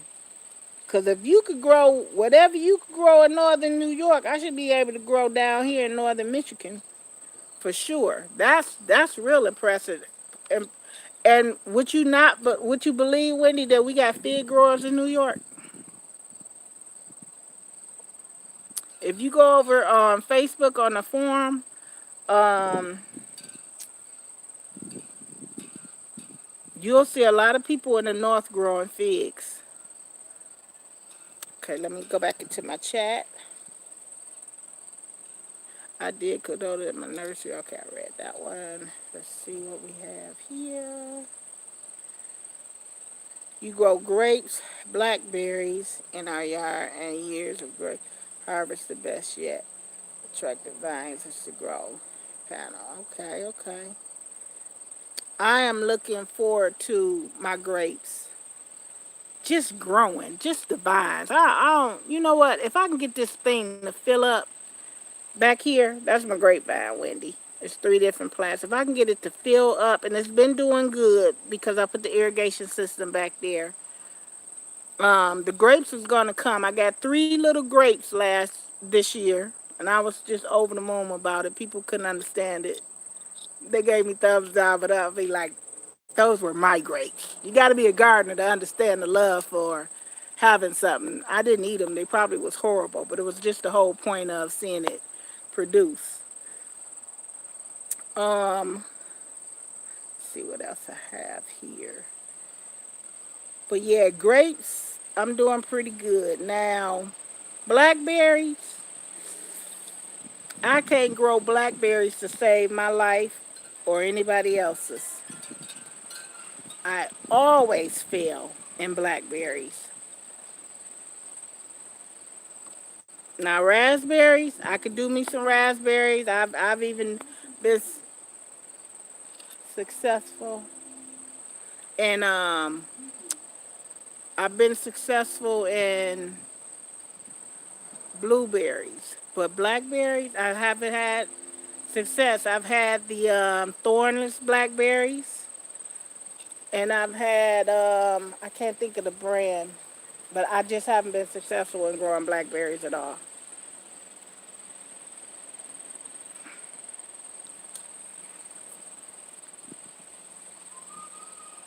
I'm going back into the chat.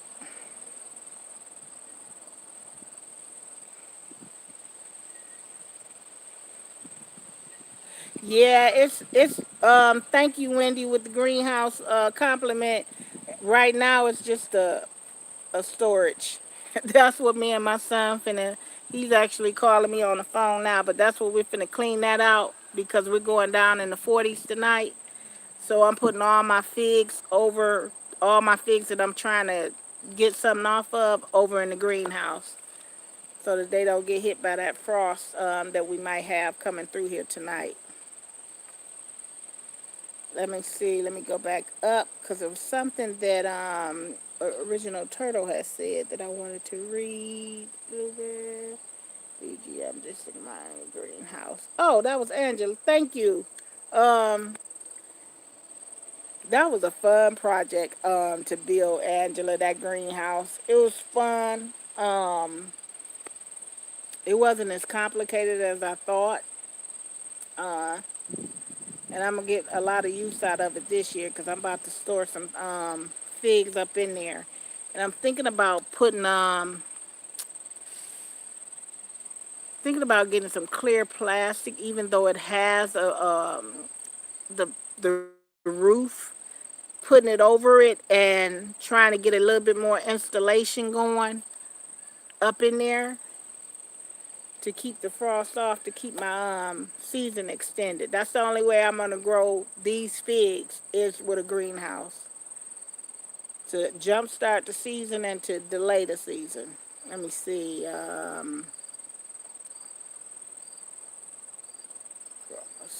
have left blackberry sticks in the bucket and let them go out its own life. Deidre Jones on 3 told me that will grow the worst conditions. Yeah, I did that too, Zoe. And I'm going to show you my blackberries. That's my blackberry plant right there. And I moved it over here because it was getting too much sun on the other side of the yard. So we'll see. It's holding on. Sometimes we have so much fruit we can't concentrate on its needs. Like this year, my focus was mainly on this grapevine, trying to get it together. Oh, y'all, I went yard. I didn't go yard stalking, but the other day I stalked the yard. Oh my goodness, that yard was so beautiful. It was a beautiful garden. You would have thought it was something off Pinterest. Um, she had her whole side of her house, and it had the 4x4 posts going down, and it was boxed out the whole area greenhouse, because I think out in Southfield they have some deers out there, and she had it all like wired in. I don't know if it was the chicken wire or whatever, but she was growing a lot. She had all the posts stained. It just was beautiful. Because I do be going garden stalking when I go into different neighborhoods. I lost two. Green Organic says she lost 2 blackberries this year. Will we be replacing them ASAP? So, Green Organic, have you been successful with the blackberries? Because I can't get a blackberry to grow to save my life.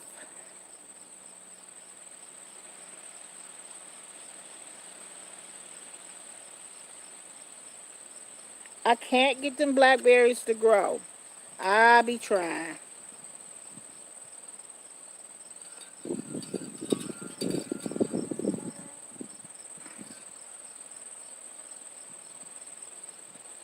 And that's another reason, like, I wouldn't mind, like, that's the reason why I don't grow citrus.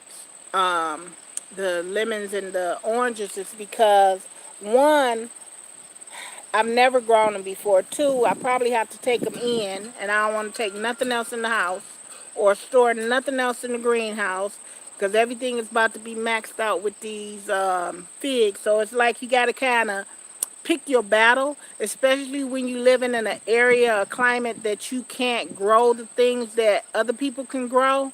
You kind of have to be careful of that, because when it's time to take this stuff in, you gonna be you gonna be sitting out there like Bearfruit said. Fred might not make it in the house, or Ellis might not make it in the house. Like, you gotta sit out there and make a decision on what's gonna make it in, or what's gonna have to fend for itself, or how can I create some type of microclimate where they will be able to survive. Because if I left my figs out, they would die back. And the root. Not to the root, but the root will too. They will not grow back. And I'm speaking from experience. You can watch one of my earlier, maybe year before last video, where I lost some very expensive trees that, and I wasn't hurt because they was expensive, because most of them was given to me, and the person that gave them to me um, paid a lot of money for the trees. So I felt like I just wasted his money, my time, and I had to replace them for me because I wanted them. But yeah, you got to figure out what you can and can't do. Sometimes you got to just admire other people's gardens and be like, you did that. I can't do that, but you did that. And that's okay to say that, because if we don't, you have a whole bunch of stuff in your yard that you really can't take care of or grow.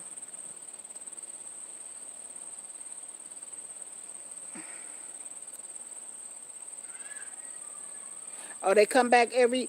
What comes back every year? Let me go back up in the chat so you don't have to repeat. Plant them in the ground and the blackberries will come back every year. They'll come back every year here too. I'm just not good at them. Maybe I need to put them in the ground. But see, I don't want to put.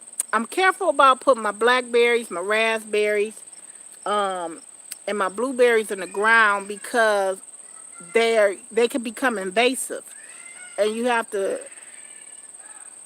My grandbaby is hollering out the window next door, trying to get my attention. You have to stay on top of that, pruning them so that they don't take over. But if I get this lot and I can knock this back gate down back here, and I get that lot when they knock that house down, I will try to grow some in the ground. They'll be in a container raised bed for the aesthetics of it, the look of it, but I will definitely try to, and I hope they go on and it's scheduled to be knocked down. I don't know when, and I don't know how long it's gonna take before it'll be available on the market. But I hope it's soon because this peach tree I want to take over there, and my other trees I want to take over there. That's over in my son yard next door. I want to take over there. So I do plan on growing them, but right now they ain't working for me. And they got them on sale at Randazzo. They not on sale, but they selling them at our fruit market for $19 for the thornless blackberry. I want to say the Navajo. I'm not sure, but I can't.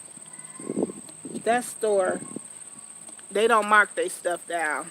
It could be dead. They still not gonna mark it down. That's the cheapest though. Okay, let me see what's going on in the chat.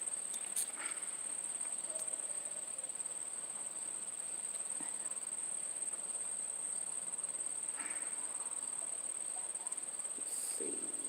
I bought mine in a 1 gallon pot. Didn't get around this year. Last year, got baby cakes, blackberry. I saw the baby cakes. I saw the baby cakes variety at Randazzo Market.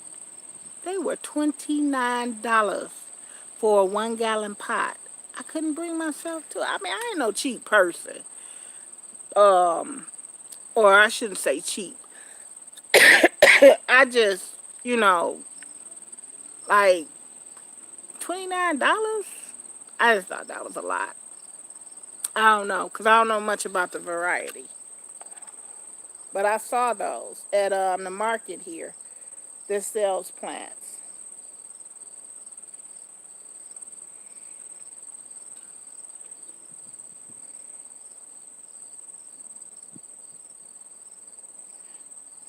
Right. And that's what I tell a lot of people about fig plants.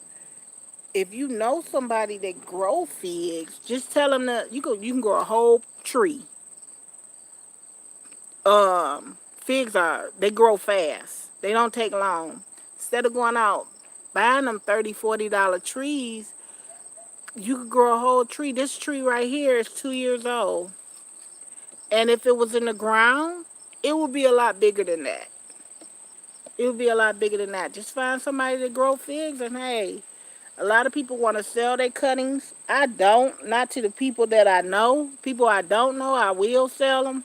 Or if it's a tree that I've been nurtured and put into, I will sell them. I've sold a couple of my trees.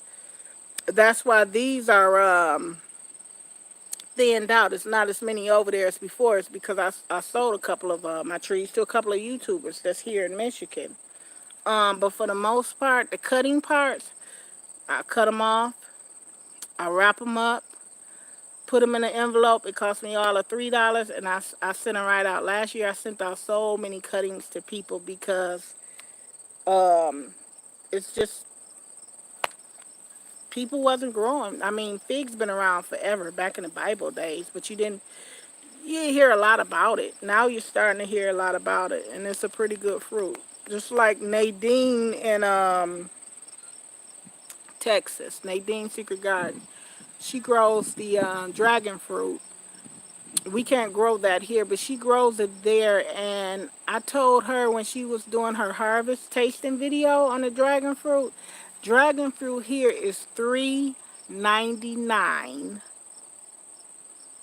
a piece just for one fruit.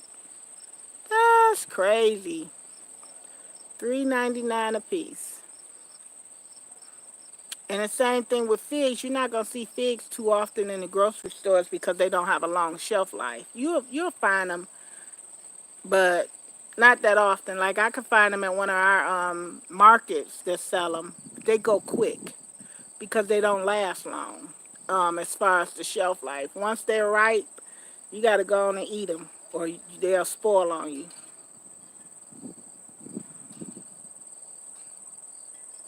Nope, don't even worry about Angela. I'm gonna take care of all of that, and I'll be melting them out. Like I said, it'll probably be like mid-October. I'll melt them out because I want the tree to go dormant, where the sap. Because right now, if I cut, the sap is gonna grow out, come out the tree when the sap starts slowing down. Once the tree go to sleep, the latex, not the sap, the latex start growing down once the tree go to sleep. So it'll be like mid-October, toward the end of October. I'll be sending out a couple of people because I got a couple of people on my list. No problem, no problem at all. It's not a big deal for me. You see all these I got. I got to try to get Charles Robinson to get some more of these. I'm about to gift him a few because this was my point. My point was, okay, all the varieties that's in my yard, people in my Facebook group, the group that I'm in, just swear by them. Oh, they're this. Oh, they're that. I'm like, okay, I'm gonna have to check them out. Once I taste them and I find out that they're not all hyped up to be, that's when I'll start thinning out my collection because I will not continue to have 20 different variety of trees. Now, with that being said, there is two other varieties that I do not have in my collection. Nadine, how are you? Natural, let me see, I can't see good. How are you? Welcome. My other phone is dead, so I'm trying to look on the screen and it's sunny. But once I taste them and see if that's something that I want to keep or not, start thinning out my collection. But like I say, with that being said, there's three other tree varieties that I don't have, which is the Sow, Varlet de Bordeaux. I got to redo. This will be my third time killing a Varlet de Bordeaux, and that's very hardy in our zone. So, and I haven't had I got the Smith. Finally got my hands on a Smith, so I'm good with that. Um, so yeah, it's about three others that I want to replace these with.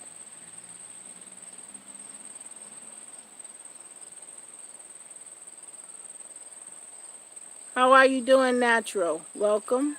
Thank you so much for coming in. Guys, I appreciate you guys hanging with me. It is a beautiful morning here in Michigan. It's cool. I'm sitting outside in the garden. After I get through with this, I gotta clean out my greenhouse over here.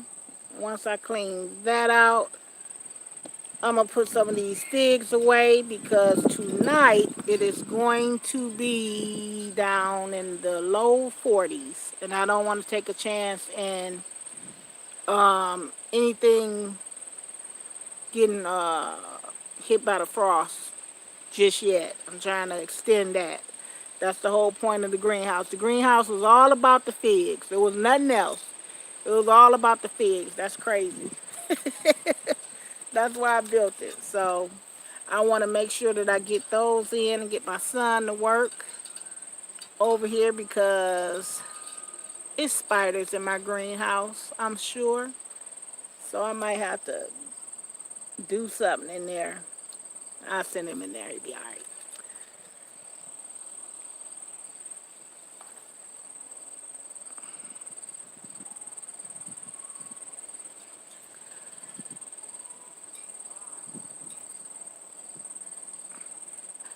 I'm gonna do a video on shutting down the garden, the things that you have to do, and they're gonna be 6 tips that's very important as a gardener. One of the things we got to do is clean up. Party over. Time to clean up. Time to put everything back where it is so that the next time your party start, you got everything you need. I got to do an inventory check on the fertilizers because I'll go out to Walmart or the hydroponic store and I'll pick up a bag of bone meal and got 2 already at home. One ain't even open. Stuff like that. Keep an inventory of the different type of things that I need. Check all my tools. Make sure they all stacked up where they need to go. Put these beds to rest.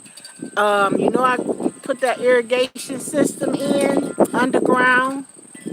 That's got to be blowed out because that poly pipe is maybe about 6 to 8 inches deep. You got to go for here in Michigan.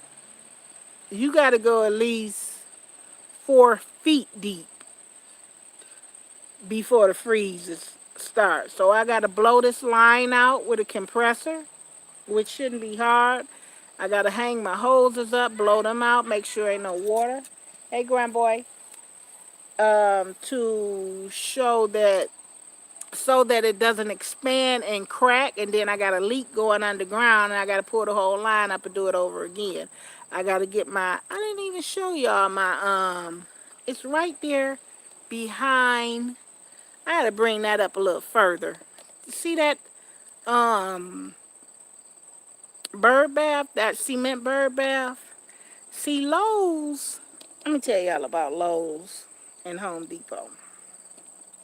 And I'm not promoting them, but I can say this.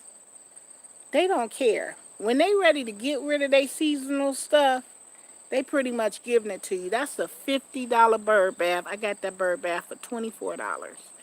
50% off. I started to get 2, but it was just crazy because why are you getting 2? See, that's that, doing too much mentality where, oh, they cheap, I'm gonna get 2. No, you just need 1 bird bath. But I set it back there and almost forgot about it a little bit because I've been so busy. But I want to turn that bird bath upside down. I got to take my little crows out the pond. It's some things that I got to do to that pond. So it's a lot of work that has to be done to shut down this growing season. These milk crates, everything is sitting on milk crates.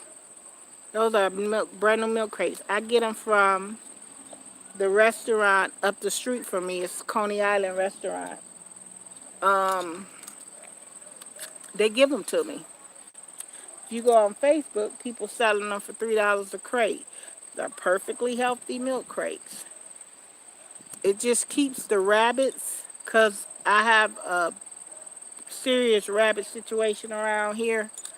I haven't seen it lately since the cat been hanging out, but it keeps the rabbits and stuff from getting up into my garden. So I like to elevate everything up. So all these milk crates, they got to be collected and gathered and put in my shed behind the garage. Just a whole bunch of stuff I got to do. And I'm going to start that process a little bit today because we are coming very, very, very close toward the end of the season. Yep, got to do that to-do list. If you don't put it on the list, you're going to forget about it. Because I don't want to be caught out. Like, I can do it better in the cool than I can in the heat. The heat, I'm no good. I can't do all that going out there gardening. The heat just zaps my energy. But in the cool, I can get down. I can get down. Then it's just a whole lot that I got to do. Um, these pallets right here that my fig tree is sitting on, that's a plastic pallet. I get that from, it's a party supply, party rental place where you can rent the tents and whatnot. And the little guy in there, I'll be like, can I have a few pallets? And he'll say, take as many as you want. They don't care. They don't want that stuff. Then you go on Facebook Market, they want $20 for that. I take a pallet, I put 4 milk crates up under it. All of that is free resources. I'm going to tell you another free resource. You see that bucket right there? That white bucket right there. I got those two over there. And over here, I got two of them right there. Two of them over there. Free. All those buckets are free. Where I get those buckets from? Well, there's this restaurant called the Bread Basket. And their pickles for their corned beef sandwiches comes in the buckets. Now, granted, you're going to have a little pickle smell in your car. And sometimes, depending on how hot it is, that is not a cute smell in your vehicle. But you take them home, put a little dish soap in them, let them sit for a minute, rinse them out. Good as the free. I don't buy those buckets. I don't buy the milk crates. I don't buy the plastic pallets. I like the plastic pallets better than the wood pallets because if I sit my stuff on the wood pallets, then I got to worry about the spider mites that's coming out of the wood. The plastic pallets, I ain't really got to worry about that too much. Still don't have spiders, but they're not embedded in the wood. So, yeah, get you some pickle buckets. Get you some coffee grinds from Starbucks, like Barefoot told you. Ride past these restaurants, ride past these buildings with these milk crates. Some of them don't want them. Some of them do. They be like, no, we got to pay for these. We going to keep them. But a lot of them, they don't want this stuff. Every time I go up there, she'll be like, you want some more of these milk crates? I say, yeah. She'll have 12. I take 6 because that's all I can fit in my car. Now I'm good. I really don't need no more. I might get a few more. Um, your wood ash, get you a fire pit. Get you a galvanized bucket and burn you some wood. That's wood ash for your garden. Free resources. Everything. Let me see. Saying, Story said I get all of my milk crates and pallets from work. Laugh out loud. My dad brings me home all of the buckets from his job. Then you see what I'm saying? And it's valuable resource because all they gonna do is throw them away. I mean, you could use some buckets to mop your floor, wash your car, um, tote stuff in. I use them for some of everything. I use them to make the platforms where I got the figs on. They sitting on buckets, and then my crazy self was sitting up there looking for the buckets. Like I know I had more buckets. Where my buckets go? And then one day I came out and I was like, there go the buckets right there. I got 4 of them sitting on these piece of wood.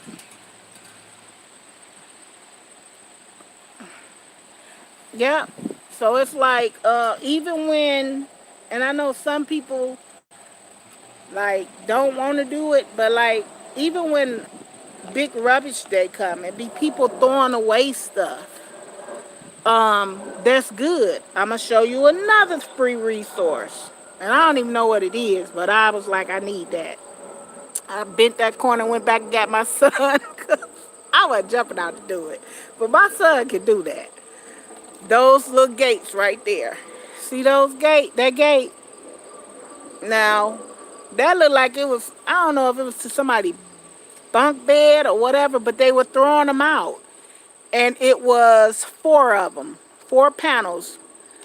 And I went around that corner, got my son, and of course he was like, "Why you always coming to me to get?" I was like, "Boy, just get it for me." Got him, brought him home, got some 1x1s, hammered them in the ground, and then I put up a little gate. Then I got this gate right here, so when I bring my pups out, I ain't got to worry about Mia with her managed self taking up the driveway, running somewhere, chasing after a squirrel or something. They could just play in the backyard. It's all type of resources. Or you could take the gates, flip them over, and create a pallet on that. Put something up under it on each corner. Put your plants, water your plants, the water goes straight down to the ground. It's how you look at things. And let me tell you, I'm a property investor, and I also buy a lot of different properties. If I showed y'all this one house that I bought, I think I paid, this was back in 2013 when the housing market crashed. The house was horrible. I paid $500 for the house. I went and gave my workers, I sent out a mass text to all my guys that work with me. And I was like, okay, we're going to start on this project. Y'all meet me at this address. So when they came, they kept riding past the house. They was like, where's the house at? Where's the house? And I'm looking out the window. I'm like, it's over there. It's right there. And they was like, what's going on? What you doing this for? But if you see the house now, it's beautiful. It's beautiful. So it's like you got to see things, and you just got to have that eye. See the potential in something. See the potential in something. And I saw the potential in a couple of houses, but I'm getting up there now. I don't want to dedicate not another summer rehabbing no house, because I've bought them down to the shell and rehabbed them. So now it's like, okay, got enough of that. I don't flip them, I rent them. And some of them I haven't flipped yet, but I'm thinking about flipping a couple of them. Got to see how this economy right now is a good time to do it. Because I do think that we're headed to another recession. It's almost inevitable because we normally go through one every 7 to 10 years, and we haven't had one in a while. So we got to start thinking about that, thinking about our finances. That's why I was like, just different sources of income from everywhere is valuable. If you have um, plants, a lot of people love the rhododendron. If you know how to grow them bad boys from cuttings, look at this squirrel. He is all in there.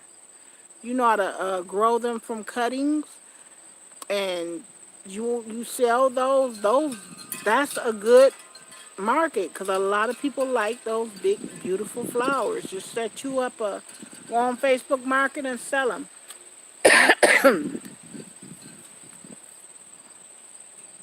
Go on Facebook and sell them, because rhododendrons here in a 3-gallon pot is like 50, $60. And then when the season is over and they mark them down, they $24. I'm like, this is crazy. Thank you, Four Horns. I appreciate you still being here. Thank you, Green. I appreciate you guys. Man, I tell y'all loyal. That's what I got something for Four Horns and for Green, for Melanie Williams and Angela. I'm gonna get your address because I want to send you something too. Right now I got it being engraved at this printing shop. So and then I'm gonna do a giveaway on a couple of them to some more people. But I appreciate what you guys do for me. You guys are outstanding. Miss Farola, Zoe, everybody that ran my playlist for me, like, I really, really appreciate that. Um, I'm so super close. If I stay consistent in my live streaming, I'll be there. I will, but I got life after YouTube, and some days I can't get on live. I be wanting to, but phone ring, I gotta, like I told you, I'm a property investor. That is that's how I make my money. And either I'm showing a property, or I got guys working on the property or cleaning out a property. It's always something.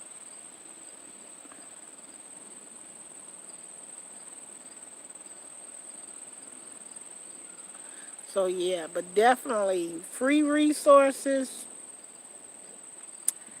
is always a good for me. All they got to do is be food grade.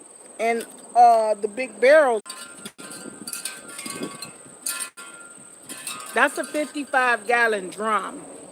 That gray barrel that's sitting in the corner. I bought that barrel for $20. I did a video on a 2-minute tip. That's a 55-gallon drum. You take a piece of downspout, you cut it in half to measure down to that drum. You get you a spigot, and I've done this. I think I did a video on it. You put the spigot on the end, and you got you a rain barrel. Sit it on a couple of center blocks, elevate it up. Take your good downspout down for the season, and put your old downspout up there, and let it run in that run in that drum. There's your water resource right there. You ain't got to use your city water, because our city water is high as gasoline here. I be scared. And then they'll write you a letter to justify why they're so hard. Well, do you know it takes so many gallons to take a shower? Do you know it takes so many gallons to do the washing machine? I'm like, are y'all trying to tell me why my bill is so high? So I'm just saying, that's a free resource as well. Your buckets, your plastic, as long as they're food grade. You don't want to get nothing with no oil in it. You want to get something that had, like I said, pickles or potatoes or whatever they put in those big drums and buckets. And it'll tell you if it's food grade or not. It's a way for them to tell you if it's of food grade quality. On the weekend, I try my best to catch up on all of y'all videos. Laugh on y'all. I delete it what I can.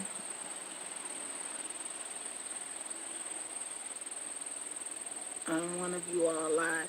Yeah, I try to catch up too on some videos. I was doing that last night because I like to comment, and I actually like watching you guys comment content. Y'all got some really, really good content. And that 3 things that you've learned in the 2019 growing season, there was some real different answers on those. Angela Garden since just did hers. And she has some really interesting things to say on what she learned in the 2019 growing season. SCI family, he did his. It's like we learning something every day. So I try to catch up on videos as well, because I don't just want to be people watching my videos. I want to watch yours too, because I'm showing you that, that's how you give that support. We purchased a rain barrel this summer and still need to get, I lost it, and still need to get gutters worked on. We're hoping to get it done soon. Yeah, and then when you do get your gutters, the downspout, just get an old raggedy downspout, because you're not going to use your regular, unless you're going to leave it up there permanently, which I doubt if you're in New York, because that thing going to freeze. That's another thing that you have to prepare for. You got to drain all the water out of it and store it. Like I didn't even do that one this year because I had so much other stuff going on, but next year I am going to incorporate the rain barrel again, because the first rain barrel I did, I gave it away to a gentleman who water was cut off. He asked me if he could have it because I wasn't using it at the time, and I let him have it. He hooked it to his gutter. He was falling on some hard times, and he was able to use the water to flush his toilet, and I don't know what else he was doing with the water, but he was able to use the water. So I wound up buying another one.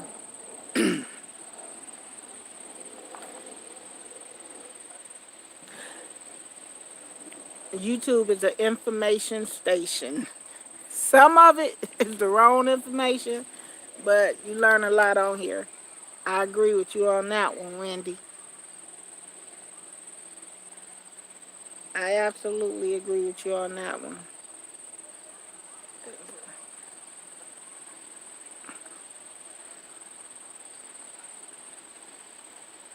Yeah, that's why, with that being said about the gentleman, you have to, he was going through a real hard time. And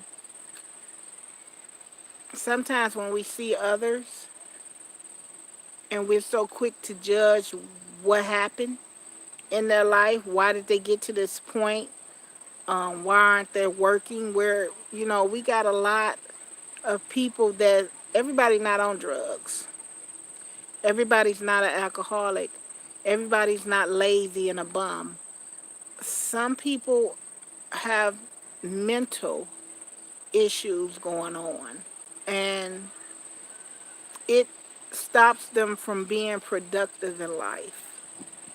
And for me to, and I got mad at a person for doing this, and I get mad at people on Facebook and some on YouTube for to take your camera and shove it in the face of a homeless person and say, "Here, take this money." You're glorifying yourself. Because if you got to tell somebody what you did for somebody, then you did it for the wrong reasons. Now, if that person that you did it for want to share, then it's all good. But if you want to be a blessing to somebody, just be a blessing to somebody. Don't advertise it. Don't go on Facebook and YouTube and do that. And I see a lot of people, especially young people, doing that, like, or celebrities, so-called celebrities, doing that. Well, I helped this person, and you glorify, you glorify yourself. You're trying to get the attention for yourself. You're not. Just do it. Don't. Why even talk about it? Just like, hey, can you send me your address? Got something for you. Or walk up to a person.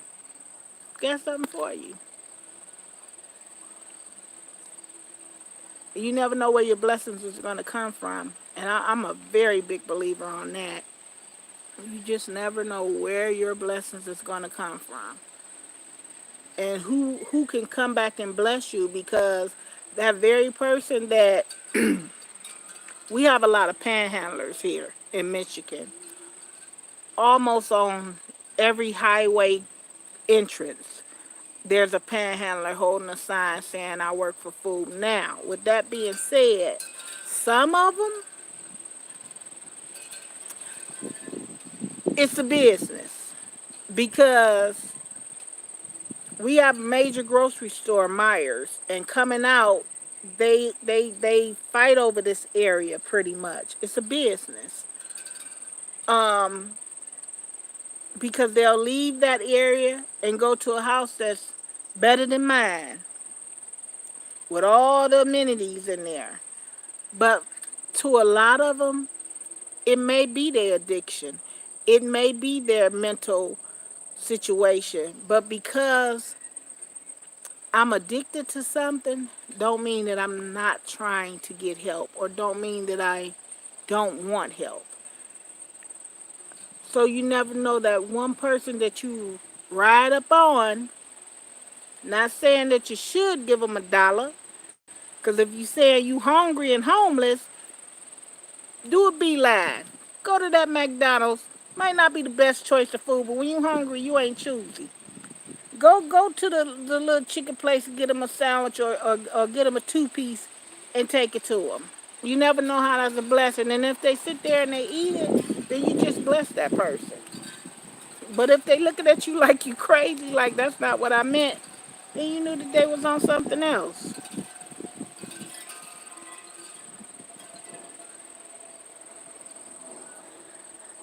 Yeah, I have the greenhouse build on there. It didn't take us too long to build it, and it was actually a lot of everything in there is except for some of the wood is brand new. but not 80% of that greenhouse is recycled material, either from a job that I was on or off Facebook Market. Somebody was giving away the windows or selling the windows. Screen door came off one of my old houses that I put a security door on.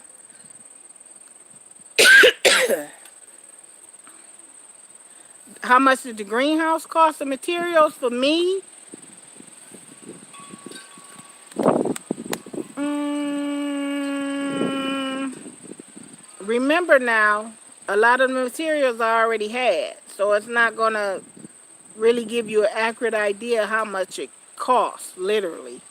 Because the windows and stuff, I think I might have paid, let's see, I bought two of the windows for 40 bucks, maybe about 40 bucks worth of new wood and the brackets.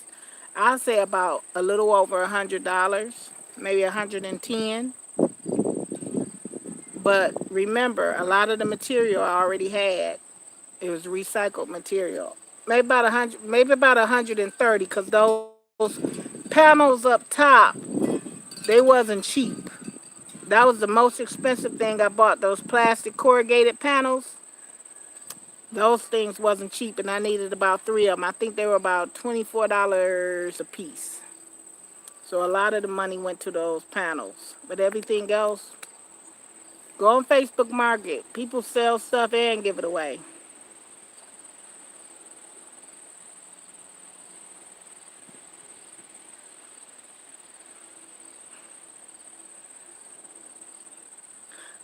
Green Organic Love, you say you don't have blackberries?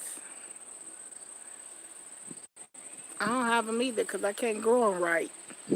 I haven't grasped the skill of growing blackberries. I've grasped the skill of growing blueberries, raspberries, but blackberries I have not been successful. I got a wine barrel back there that needs some blackberries in it. Actually, this year, next year I'm gonna have two empty wine barrels. That's another resource too.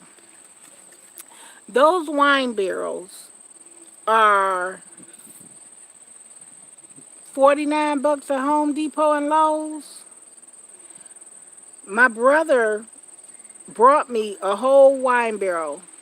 Um, and my friend, he cut it in half for me. That made two planters for me, and I drilled holes in the bottom. You will be surprised what people give away and what people sell for little or nothing. You don't have to buy everything brand new at Lowe's. Those, this pot right here that the pear tree is in, that was gave from a fig grower in Michigan. He had gave me some fig trees, and he gave me the pots too. And he asked me did I want some more pots, and I said yeah.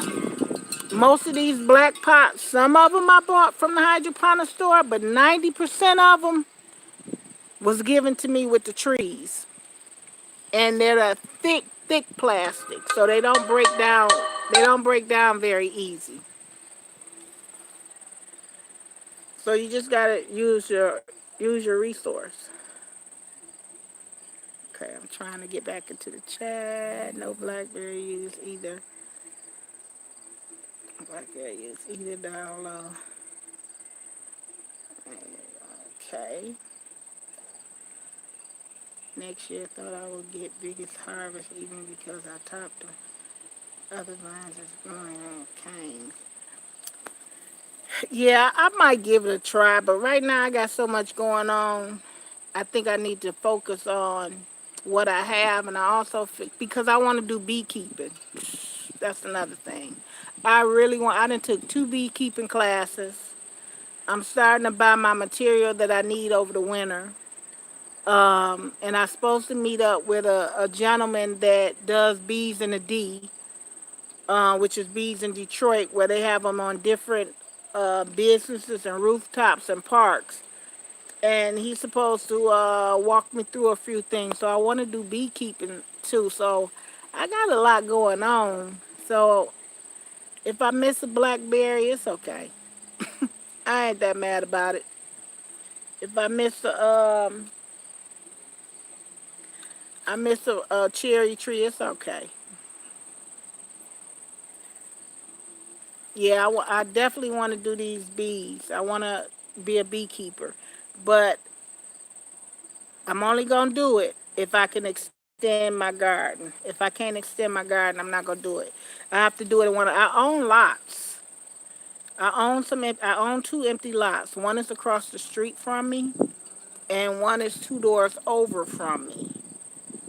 But I don't want to have to go that far to check on my bees, which is not bad because they will have to be at the end of the lot, and I will have to gate it in. So even if I don't get this lot right away, I'm still going to do my beekeeping. I just have to put them on my other lots.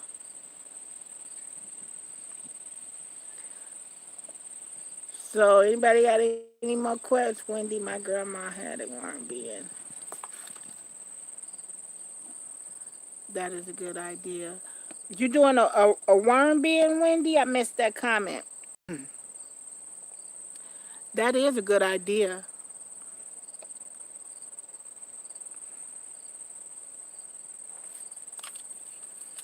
That's a real good idea.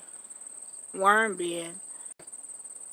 You got all your nutrients and fertilizers and worm casting right there. Because worm castings, real worm castings are expensive to buy in a bag.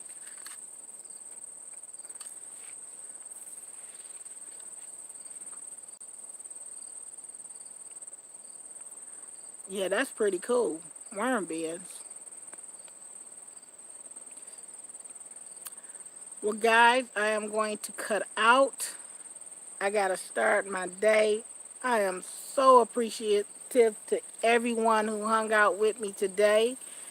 Green Organic Love, Zoe, Miss Wendy, Lady, a couple other people that came through. Thank you so much. Eric, thank you very much for coming in. I can't wait till you go live again. I do enjoy your live streams. If you don't have um, Eric Hall, check him out. He's a content creator, gardening, farming with his whole family, his wife Beth, his children. Let's support each other. Let's do it the right way because really, YouTube is big enough for everybody. Green Thumb Gardening Channel, hello, how I'm glad you here. I got a question for you, Green Thumb. Thank you so much for coming in. I'm glad you're here. Earlier, I was talking about my Beauregards, and Wendy was telling me about the flower. I got those, but see, I got mine growing in containers right here. But my leaves are starting to act like now, mind you, I'm in Michigan zone 6B. My leaves are starting to act like they're thinning out a little bit. It's not as bushy as it was. And I don't see any signs of tubers popping up in my soil. This is my first year growing the Beauregard sweet potatoes because of you. I said I wanted to try them out because I normally grow Georgia Jet sweet potatoes. I got about three flowers that popped green thumb. Three three flowers that popped up, and that was it. So I don't know what's going on in that little pot.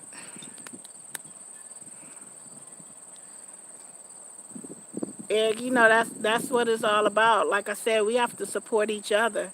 That's the only way we're gonna grow is by us supporting each other. We we can don't don't root bound your channel. Spread out, and I keep telling people just spread out.